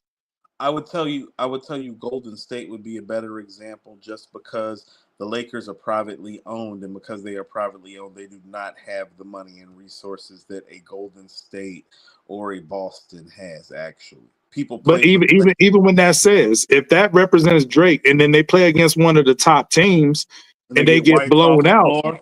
Right. like, why is everybody like, yo, this is our year? You know what I'm saying? It's crazy because we beat Golden State. Like, I don't understand it. You know what I mean? Because that's essentially what's happened with this battle. You're right. So here's what I will tell you, AG. Beating Drake right now would be like beating Golden State or Phoenix or LA right now with LeBron, Durant, or Steph respectively. It's like, well, they're not championship contenders really right now. So it's like, so what if you beat them? But when I said that, I was a fucking hater. But Which I am. here's the point I'm getting at. Those people are wrong because let's take the suing and all that stuff out of it. Drake was a worthy, battle-tested competitor for Kendrick, even though he got wiped off the floor. He made it a match. I told people this. I didn't pick Drake about any numbers. I didn't pick Drake about any scheme. It wasn't no plot. It wasn't a fodder to get views. I literally picked him because I'm like, the guy I should be picking, I haven't heard him spit like that in 7 years. And I'm not picking a guy that hasn't spit like that in 7 years. I said it on our podcast. That was it for me. It's like, oh no, I haven't heard you rap like that in 7 years. And until I have proof that you're gonna rap the way that I know that you can rap, I'm taking the other guy. Now, what he did is, to quote him, well, he popped out and showed niggas, mostly me. But he actually had to do that for somebody like me. I wasn't about to just give it to you, not on no rap terms. So even on rap terms, Kendrick was down. So are Not we as down saying as that Drake. both Drake? So are we saying both Drake and Kenny belonged in that heavyweight weight class? Yes, but more like Larry Holmes in 1990. Like it ain't like, you know what I'm saying? And Cole was Nigga, this spitting ain't like he. 92. This ain't 80. This ain't 87 Tyson. This ain't 92 Holyfield. That's for damn sure. All right. No, So my next question is Cole a paper champion because he was fighting like he belongs in that weight class right too. now, this nigga looks like Leon Spinks, and he looks like he might lose in the pay-per-view in 90 seconds. Oh shit. We can keep our 80s and 90s boxing analogies going. Keep going, AG. You're on fire. NBA Jam. No, I'm just asking questions, and and I like what Sean said about punching up and punching down. You know what I mean? Because we look at at the end of the day, our era, like our battle that we hold so high is the Jay-Z and Nas battle. And anybody, if we're keeping it real, like Big and Pac had left. You know what I'm saying? So the title was vacant. Those were guys that had the title, and the title was vacant. And then Jay-Z got the title that was up for grabs, and he earned it. Anybody who say Jay ain't earned it, they're wrong because it was not handed. Yeah, it wasn't handed to him. But when he was the champion, there was another guy out there that he knew he had to beat in order to be certified, even though he already had the belt, to say that his championship was legit. It was a guy who had the belt before, and he was the number one contender, but that guy at the time didn't want the belt, which I'm talking about Nas. He didn't want anything to do with it. But then you got a guy like Prodigy, who's not the number one contender, but down the line a little bit, who wanted that smoke. So what happened to Jay is kind of like Holyfield, like in the sense that it's like, well, Holyfield was the man, but because of what happened to Mike, there was always talk around Holyfield's reign, like, but Mike touched this dude though, right? And so in Jay's instant, he was Holyfield, because I don't care what anybody says. Holyfield's the boxing champion of the 90s as far as heavyweight's concerned, not Mike. Yeah. But about Mike and the lore of what Mike is capable of, like, so Mike in the early 90s, like that 88 Mike Tyson is very similar to that 94 Illmatic Ghost of Nas. You feel what I'm saying? So even though Jay is the man, oh no, people are walking up to this dude. It's like, I know a nigga that can knock you out though. Right. You know what I'm saying? Right. And Jay, much like Holyfield, it's like, bring him. But unlike, it's like, oh no. Exactly. And then he had to take the belt. That guy bit more than your ear when he stepped into the ring. He bit your whole head off. He had to come take the belt, and he was the number one contender, but didn't even want the championship. But when his number was called, he took the belt. But here's the thing: I don't think we talk about. And I kind of take Nas's disappearance as kind of similar to Mike's hiatus in prison. It's like, well, he was really dealing with more personal matters, which really had more to do with him not being engaged in those matters. Yeah. And I want to hear your thoughts on this, Sean, because you was being a little quiet. But so we're talking about the weight classes punching up and punching down or whatever, because I think Prodigy, even though 96, 97, Prodigy was like super dope. He was punching up to Jay. And then Jay said, well, I can at least beat this guy and get the number one contender to pop out, because the number one contender ain't biting, taking the bait. But I can beat this guy convincingly and get the number one contender to pop out, which was Nas. And then Jada was on fire climbing up the ranks. But he's like, nah, he's not on my level. I'm going to get him to fight the undercard with a guy that trains in the same gym as me. He's my sparring partner. I'm going to get you to fight Beans. So Jay, the way he strategically did that was phenomenal, but he ended up losing. But my thing is this. Another thing that we don't consider in weight class is when a battle goes down and then you have these matchups, I don't necessarily think it all has to do with status or, your fan base. I think it has to do with your position in equity. Well, I'm talking about popularity status. I don't think it has to do with that, but I think it has to do with your position and equity in the game. Because if we look at Jay-Z and Nas, right? Who other than Nas walking around on planet Earth at that time could talk to Jay like that and get away with it? No one. We fast forward to present day, the biggest artist as Drake is, anybody other than Kendrick, who walking around can talk to Drake like that? You know what I'm saying? Cole could have talked to him that way before. But he doesn't have it in him. You know what I'm saying? No, and Pusha did that. You're asking if Cole had that leeway before he apologized. And Pusha did that, but Pusha's name doesn't have enough, you know what I'm saying, behind it. So I that Kendrick does. So I think one of the revealing things about like battles and weight classes is I think that sometimes the battle reveals who the heavyweights are. And so let's take a Pusha T, who I've always considered to be a heavyweight. But it's not until he won a matchup with somebody that other people considered to be a heavyweight that he was considered to be a heavyweight. Think about it. He's literally over 2 decades into his career before he is getting credit for, you know what I'm saying, for being a heavyweight MC. I mean, for me, he has been a heavyweight A-list caliber MC since 2006. Maybe 2005. No, 2005, the Re-Up Game mixtapes. So think about it. So it's almost 15, 16, 17 years before he's getting recognized as a heavyweight. Let's look at somebody like Common who does the Bitch in You. You know, and Common was somebody that was always respected and considered to be nice. No, the Bitch in You is the tipping point when people started looking at Common differently. Like, yo, it's like he faded Cube. Cube is somebody in this business. People need to realize this. 95, 96, 97. Cube is one of the few guys that has been king. And been king for a while. It's not like Ice Cube had a short run. He had about a 1, 2, 3. He had about a 3-year stretch where he was the man. He was the guy. And on rap terms, he was the man for about 3 years. And so that ain't no regular guy. You fading. To be honest with you, the only person that really had a run before Ice Cube was Ra. In terms of it being like consecutive and like people being like year after year, this is the guy.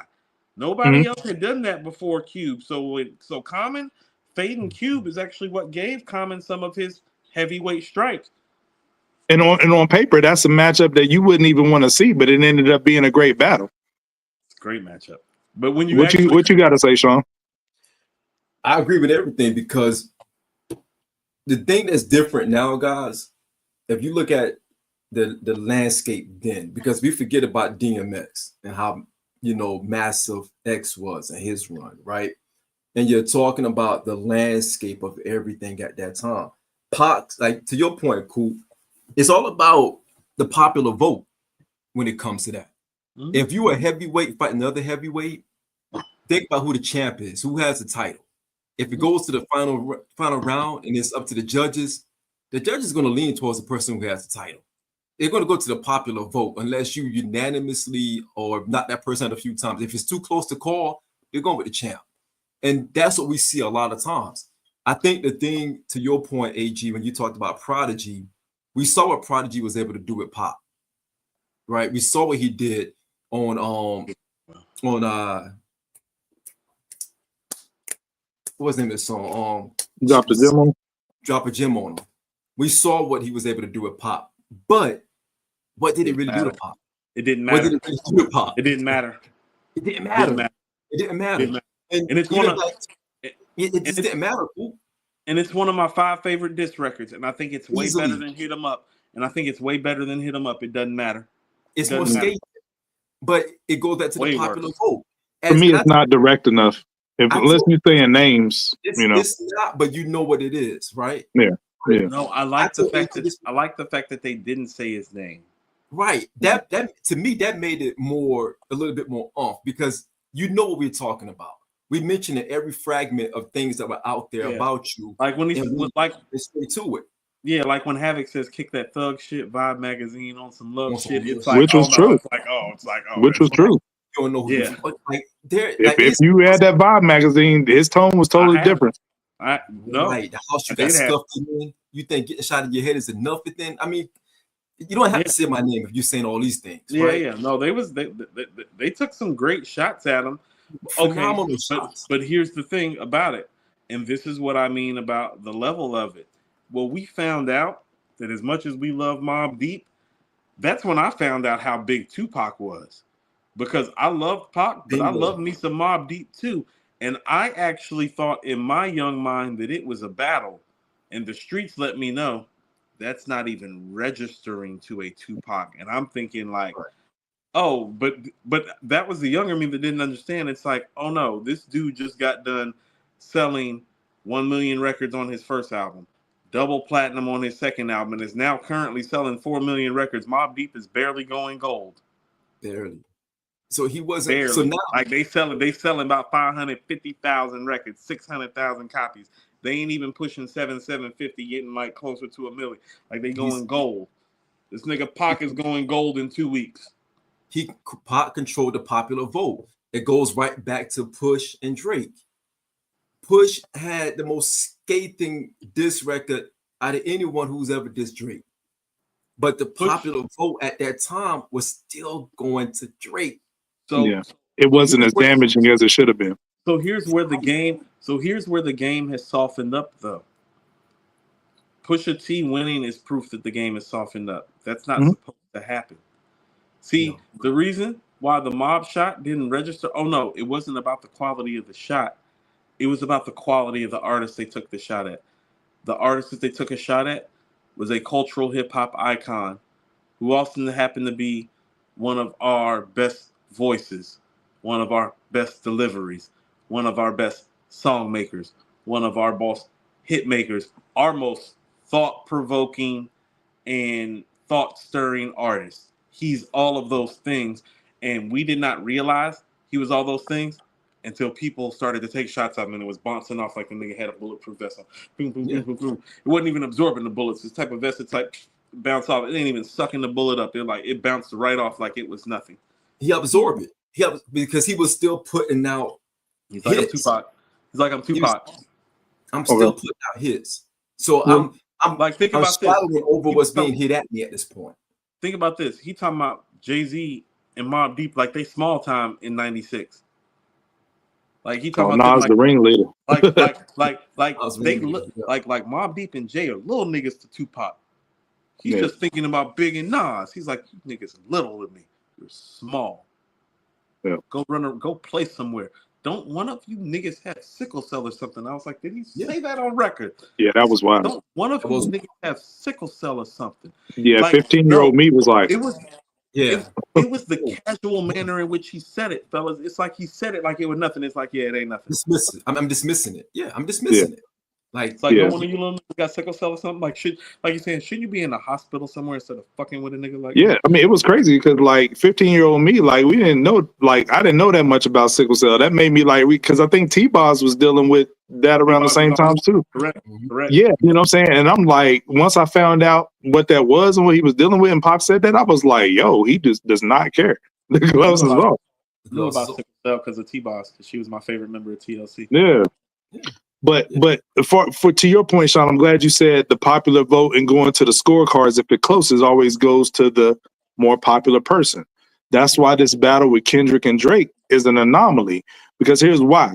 If the judges is holding the scorecards, if half of the judges is hip hop heads, they're automatically going to side with Kendrick, right? Because, they're heads because they don't consider Drake hip hop.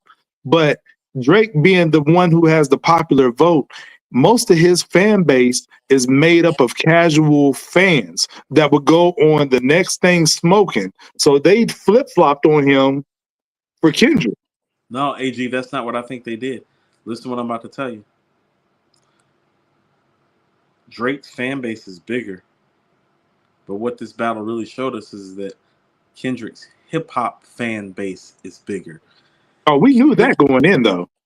I'm not so certain how many people knew that, because that was up in the air, because Drake pulls from so many places, it's hard to get a direct read.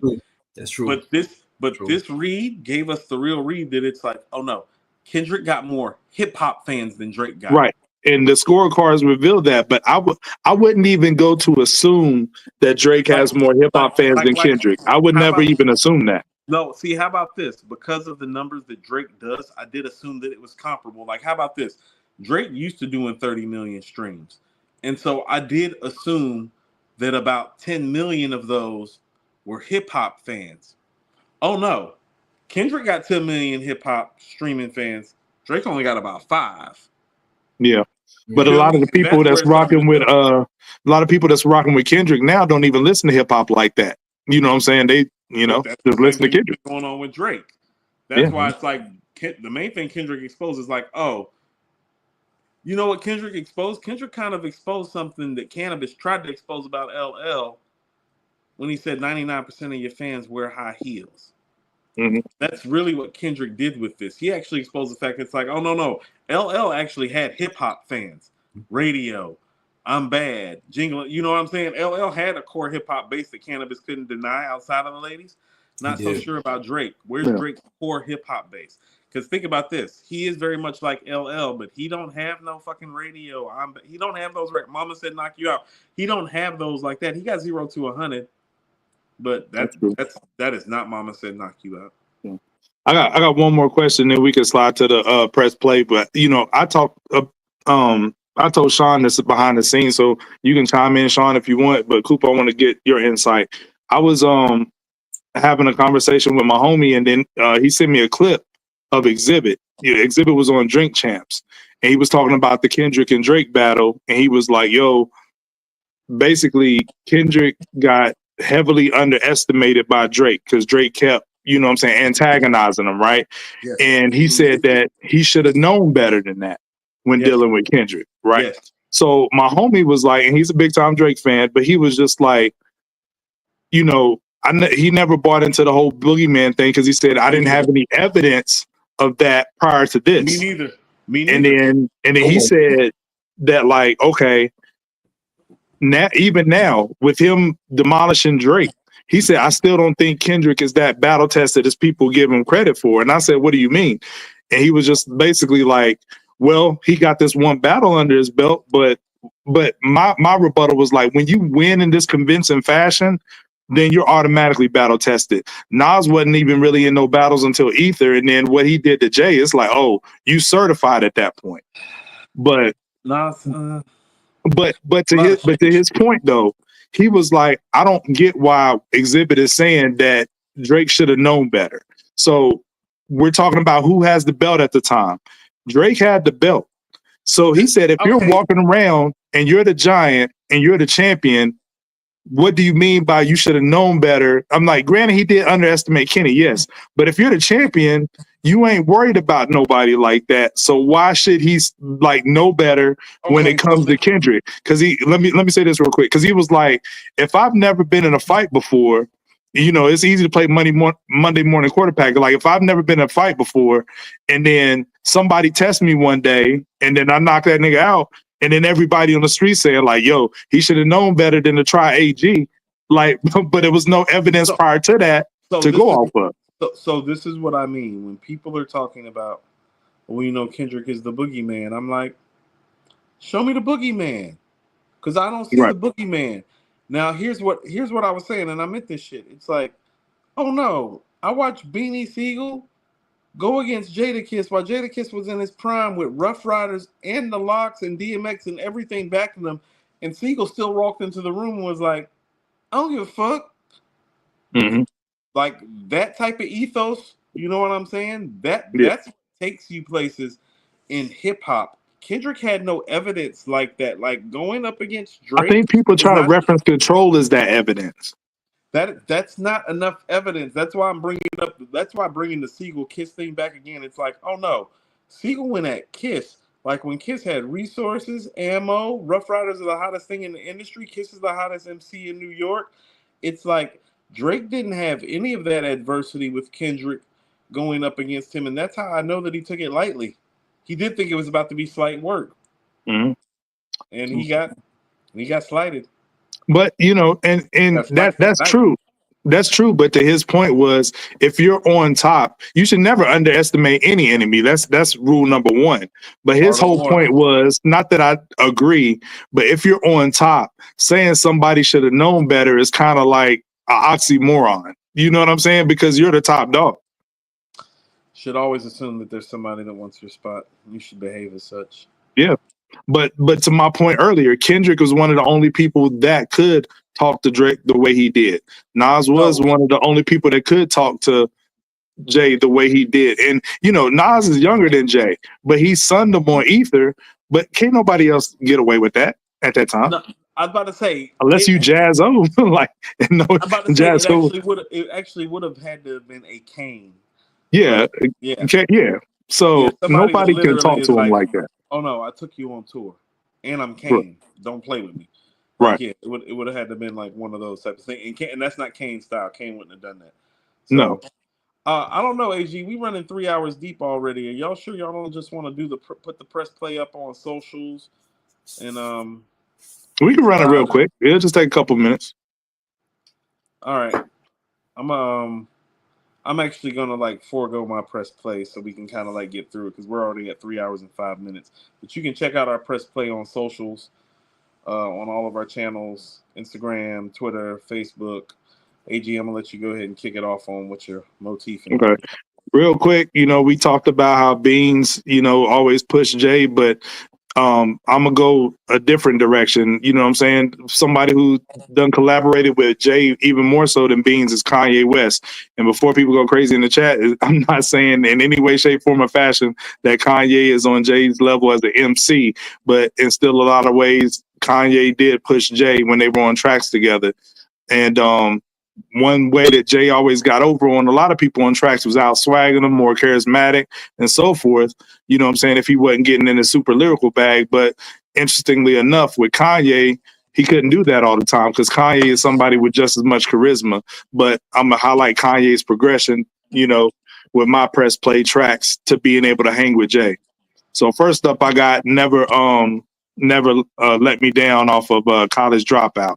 That was their first collaboration. And, you know, Jay phoned that one in, if I'm being honest. You know, this is a rookie Kanye, and Jay phoned this one in. Oh, and didn't phone that in? Well, a lot of people don't know this, but Jay's first verse is a rehash verse off the Hovey Baby remix.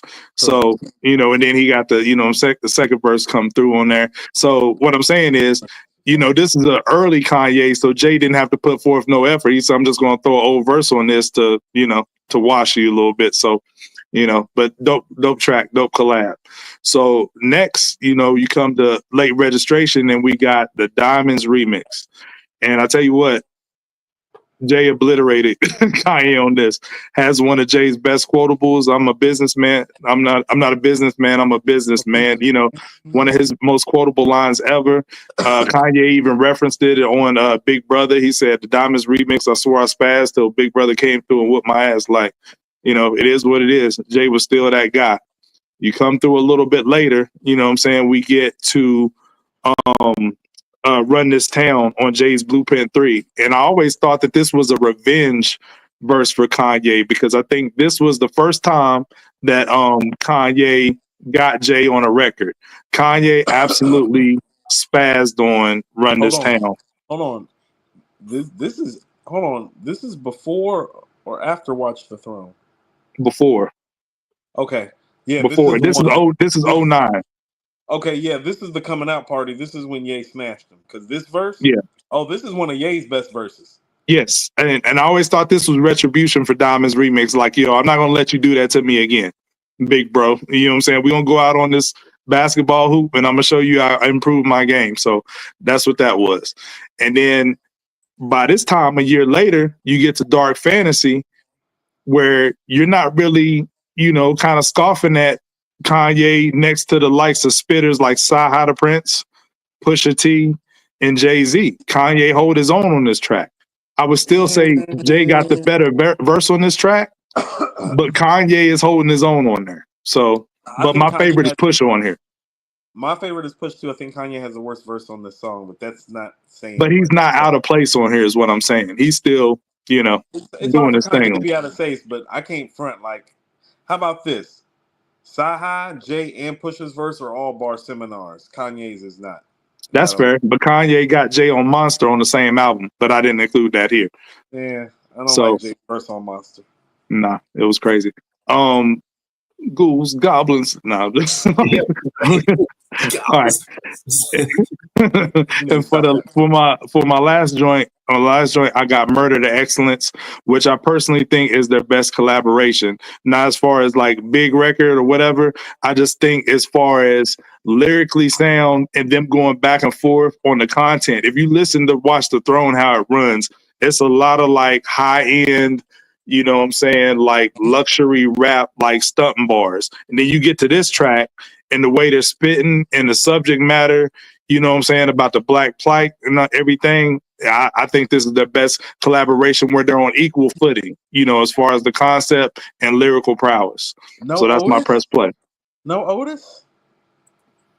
That's more stunting bars, though. You know what I'm saying? I like Otis. I love Otis, but this is like something where it's like I feel like both of them really dug in. You know what I'm saying with this track.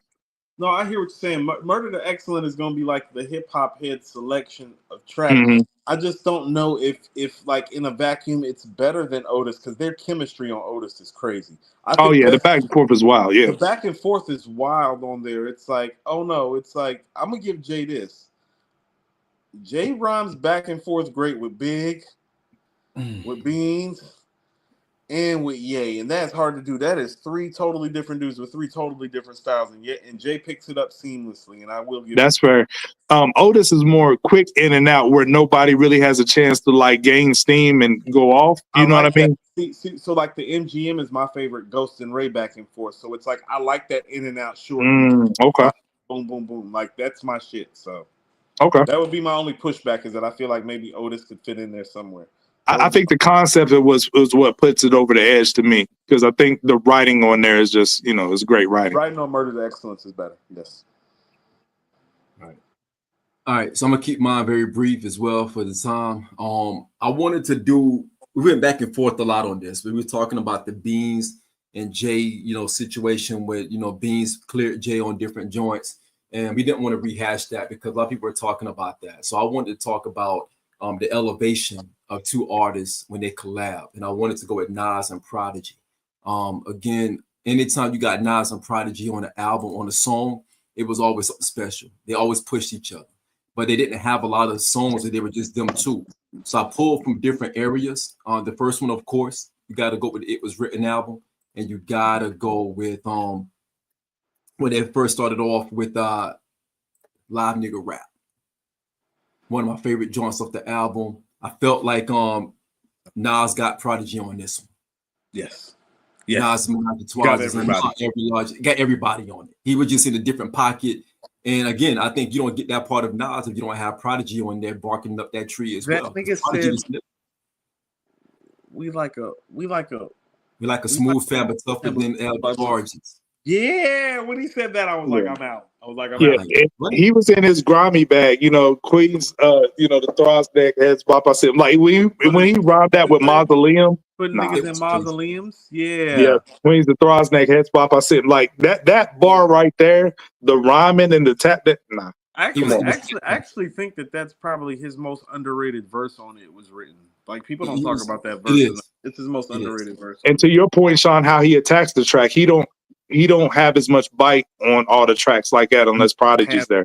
You know he has this is 96 Prodigy. You got to have it. It's Havoc Productions. Havoc Production too. Havoc. I'm about to say this ain't nothing against P. I just swear it's more Havoc's production. Havoc's production make you do that. It forces you to do that. Right? Yeah, it's Queen's song. It's grimy. My second one is mine, of course, because we haven't heard Nas in a couple of years, right? We haven't heard him during that time. He was kind of hit or miss at that time. We have to be honest, right? The Halle Berry confirmation last year. Yeah, the Halle Berry confirmation last year was because we all thought because here's the thing about it. When he said that line, didn't you feel like, oh, I don't know if he's made it to that level? Didn't you feel that way when he said it's like, oh no, I know my man Major. I didn't know if he like Halle Berry blowing kisses at you level. Halle Berry ain't blowing kisses at you. When she confirmed it, I was like, yo, I was like, he's Major. She said yes. Yeah. That when Nas flex, he flexed different because what you saying right now, Coop, made me question or let my niggas live when he said the only nigga Sade dated the most. No, I believe that. I believe that. I believe that. It made me question it. I was like, no, I believe that, but only because he's the type of cat that she would date. Because he's low key and she likes it low key. And he would say it very subtle in a rhyme just to. Yeah. Right. The only nigga Sade date. Yeah. No. So I can see him fucking with Sade. The Halle Berry blowing kisses at you. That's different. And then she turned around and said, like, yeah. And then she was like, yeah. And then she's like, yeah, Nas fly. Like, I'm like, he had a silk shirt. He had a silk shirt on. Like, what a flirt. Yo. But no, to that point, Sean, real quick. That's the one way he could always get over on Prodigy, because when he was stunting flex, that was a bag that Prodigy couldn't go in that like Nas could. Right, because he could go into his nasty Nas bag, but yeah. Yeah, he's silk shirt in my chest show, what a flirt. Yeah, that's Escobar. It's Escobar. Yeah. Huh. So my third one. Blew a kiss. Hold on. Here's where he really has Prodigy. Where is he at when she's blowing the kiss? Halle Berry blew a kiss at the Barbra Streisand concert. Yeah. The Prodigy's not going to the Streisand concert. Get a musical thing. And you know what though? That's too random of a bar to not be true. I know Nas is vivid with the storytelling, but now that you think about it, that's too vivid of a bar to not be true. It's too, At the Barbra Streisand. That's random as hell. But yeah. I don't know why we didn't believe that in the first place. Because that's Streisand. So that's Streisand. So somebody like Halle will pull up to something like that. Right. It's some fly shit. My third one was dog shit. This was the first actual joint they came up together after, the beef, after, the story, because Prodigy, God bless the dead, went to jail, came back. And this was the first time they collaborated since they had the falling out. And I've always felt Dog Shit was the most underrated collab that they had. Love Dog Shit. Love the beat, everything about it. It's a jewel. Eye for an eye. I mean, why not? Right? Why not? You got Ray on there. You got Nas on there. You got Havoc on the beat. I mean, why not? I mean, it goes without saying. There's a lot of separation on that one, though. A lot. Separation.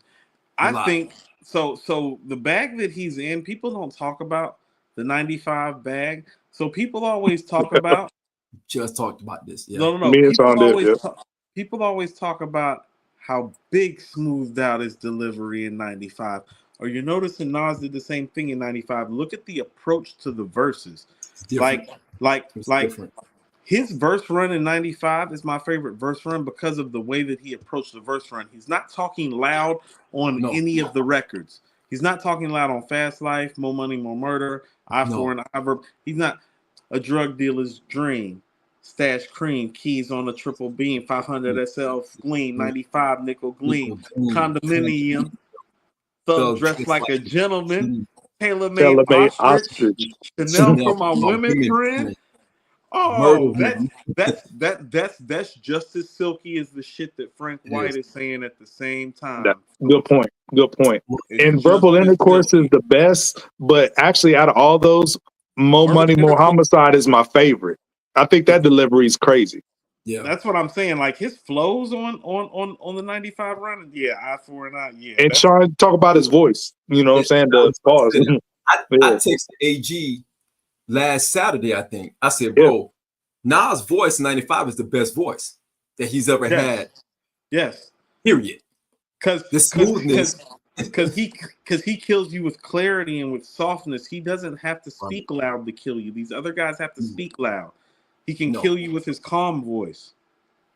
His voice was an instrument. You didn't have to have the over the top beats because his voice was an instrument for the song itself. Yeah, absolutely. So how about this?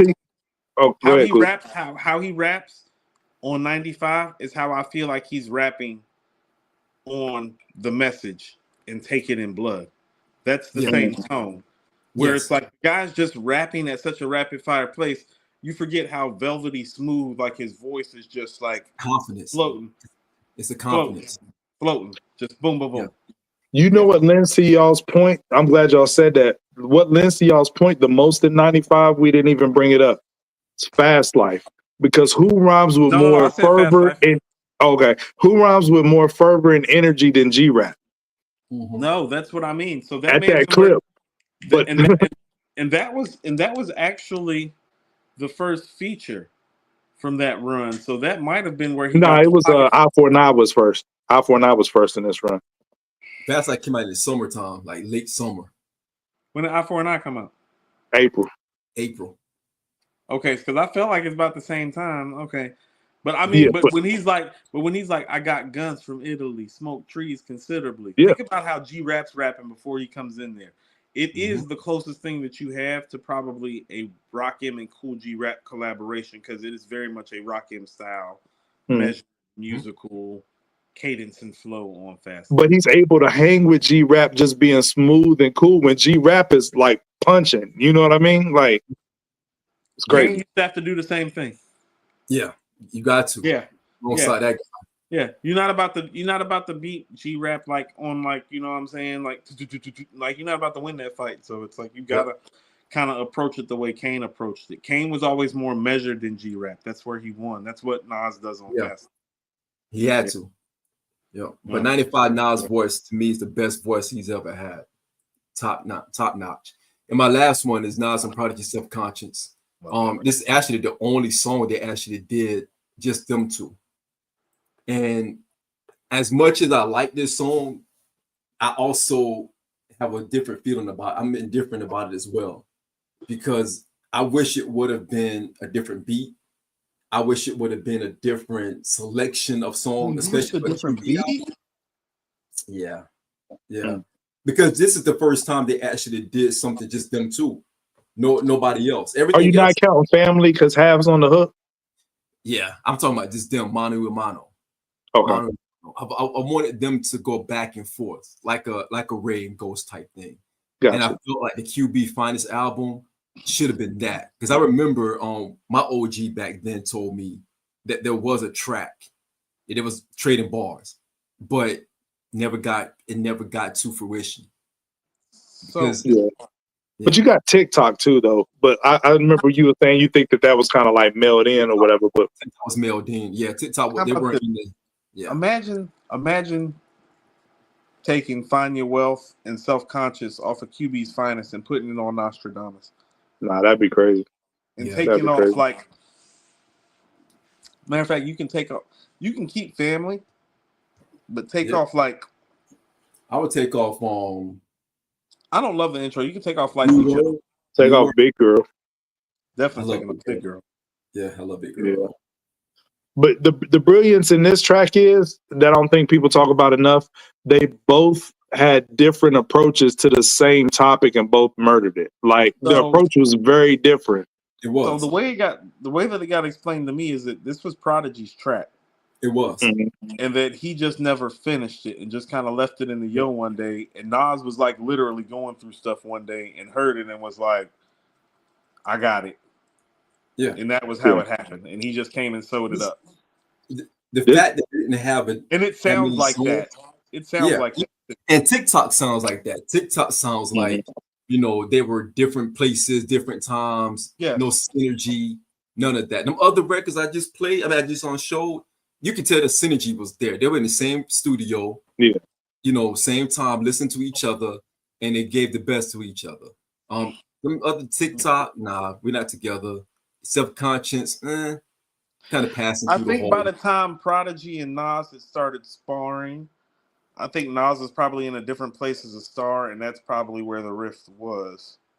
Yeah, that happened. People forget, like Nas was hanging in the hood, and it was written happening. It's like, and he wasn't anymore. Yeah. But to your point, Cole, I think also Prodigy felt like he should have been on Nas's level regardless. He did. That's okay. So that's where some of it's coming in at, because part of Havoc and P's willingness to give him live nigga rap and the setup and give him that much quality was about elevating their profile. That's why on Survival of the Fittest, they changed it on the video version, getting down in the bridge with Nas. It ain't hard to tell. Like, they knew that that was supposed to be for Hell on Earth. Like they knew that he was gonna be big, is what I'm saying. Yeah. A lot of nigga rappers supposed to be for Hell on Earth. Right. But you know what? How that fits. I still don't see how that fits on Hell on Earth. It sounds. But I'm disappointed. Speaking of Hell on Earth, I'm disappointed, Sean. You had a fire playlist, but you left off the one time where P clearly got Nas, and that's Give It Up Fast. I did that purposely. P smoked Nas on Give It Up Fast. I'm sorry. I don't know if he smoked him. He smoked Nas on Give It Up Fast. That's one of P's best verses. He went crazy. I think they all did. I think Noyd did good on that one too. I think Noyd might have Noyd got the second best verse. Yeah, Noyd might have the best verse. Actually, for me, Noyd has a better voice than Nas and P on Give It Up Fast. Like, but P left Earth when he started out Hop Out the Lexus on some next shit. Like from that point on, he blacked out. Some of the verses that people love about P on Hell on Earth aren't my biggest things. Like, I don't love the verse on Give It Up Fast like everybody else. I don't love the verse on Apostles Warning like everybody else. Oh my God. Nighttime Vultures, all them joints, man. Nighttime Vultures is my favorite Prodigy verse, like, period. I love that verse more. Okay. No, Apostles Warning. Both of the verses on Hell on Earth, the Drop a Gem on them verse. You want to know what the sleeping on Hell on Earth is? It's Have on More Trife Life. I love More Trife Life. Yeah, that's dope. More Trife Life is a banger. I think Apostles Warning is the ascension of P. I think Apostle Warning is P's, like, now he's in a different zone now. He's in a different tiering group at this point. I don't know if I agree. I don't know if I agree with that totally. Like, he left first on Apostles Warning. He did. Everybody says that, but I don't know if I always see it or feel it. He 007 with a couple of super chats, and we can get out of here. LL response: 99% of your fans don't exist. Game over. Yeah. That was a hard line. I remember that. It's one of L's better lines, actually. Yeah. 007 again. Self-conscious, baby. I love that Nas verse. I just love that record. I think QB's Finest is underrated, guys. I think QB's Finest is in a lot of ways. Like, how about this? If you take Phone Tap off the Firm, I'm pretty certain that QB Finest is better than the Firm album. I listen to QB's Finest more than the Firm. Me too. You know even the songs without Nas, I bump them. You know what my shit is on QB's Finest? Fire by Nature. Yeah. I love Fire by Nature. What my favorite? So that's a hard pick, but my favorite joint is actually Street Glory. I love Street Glory with Nas. Okay. Glory's dope too. Blitz. Yeah. And Blitz. Find your wealth and fire. Mm-hmm. I actually had a freestyle back in the day over the Street Glory beat, but that's another story for another day. This is our last super chat. CJ the Kid, appreciate you, bro. $5 super chat. You guys mentioned Jade, Nas, Prodigy, and Jada. Where did DMX fall in that? Because he was throwing shots and had the sales too. If we're talking 98 and 99 at the top of the list above all those guys you named. He was heavyweight. He was a heavyweight. He was a heavyweight. No, he was the heavyweight champion. I don't care what anybody says. He was the heavyweight champion. He was. 1998, 99, he was the heavyweight champion. Not Nas, not Jay. Well, they say I only gave you the crown so I could shoot it off your effing head. But that's the only thing that hurt DMX. Pause. 2000, God bless the dead. 2001, he was on the other side of his career. He wasn't the DMX of 98, 99. You're talking about Great Depression DMX at this point. You're talking about the Great Depression era. Well, we talk about heavyweight champion. I think I used this analogy when I was talking to you, Sean. He had the heavyweight championship belt around that time, but he's like the champion that wasn't getting in the gym and training and was doing things to his body that was to his detriment. And he didn't lose the title, but title had to be stripped from him because he wasn't doing. You know what I'm saying? He was making movies. He's making movies. Riddick Bowe. Yeah. He probably burnt out. Look. He's Riddick Bowe to Nas and Jay's Tyson and Holyfield. He's Riddick Bowe. He's the guy. I don't know. Yeah, because Bowe for about a year or two was the best. Beat Holyfield ass and was the man and was the champ for about 2 years. Yeah, much like X, it was very, very short. People forget Riddick Bowe for a minute was the man. Yeah, he's a bad motherfucker.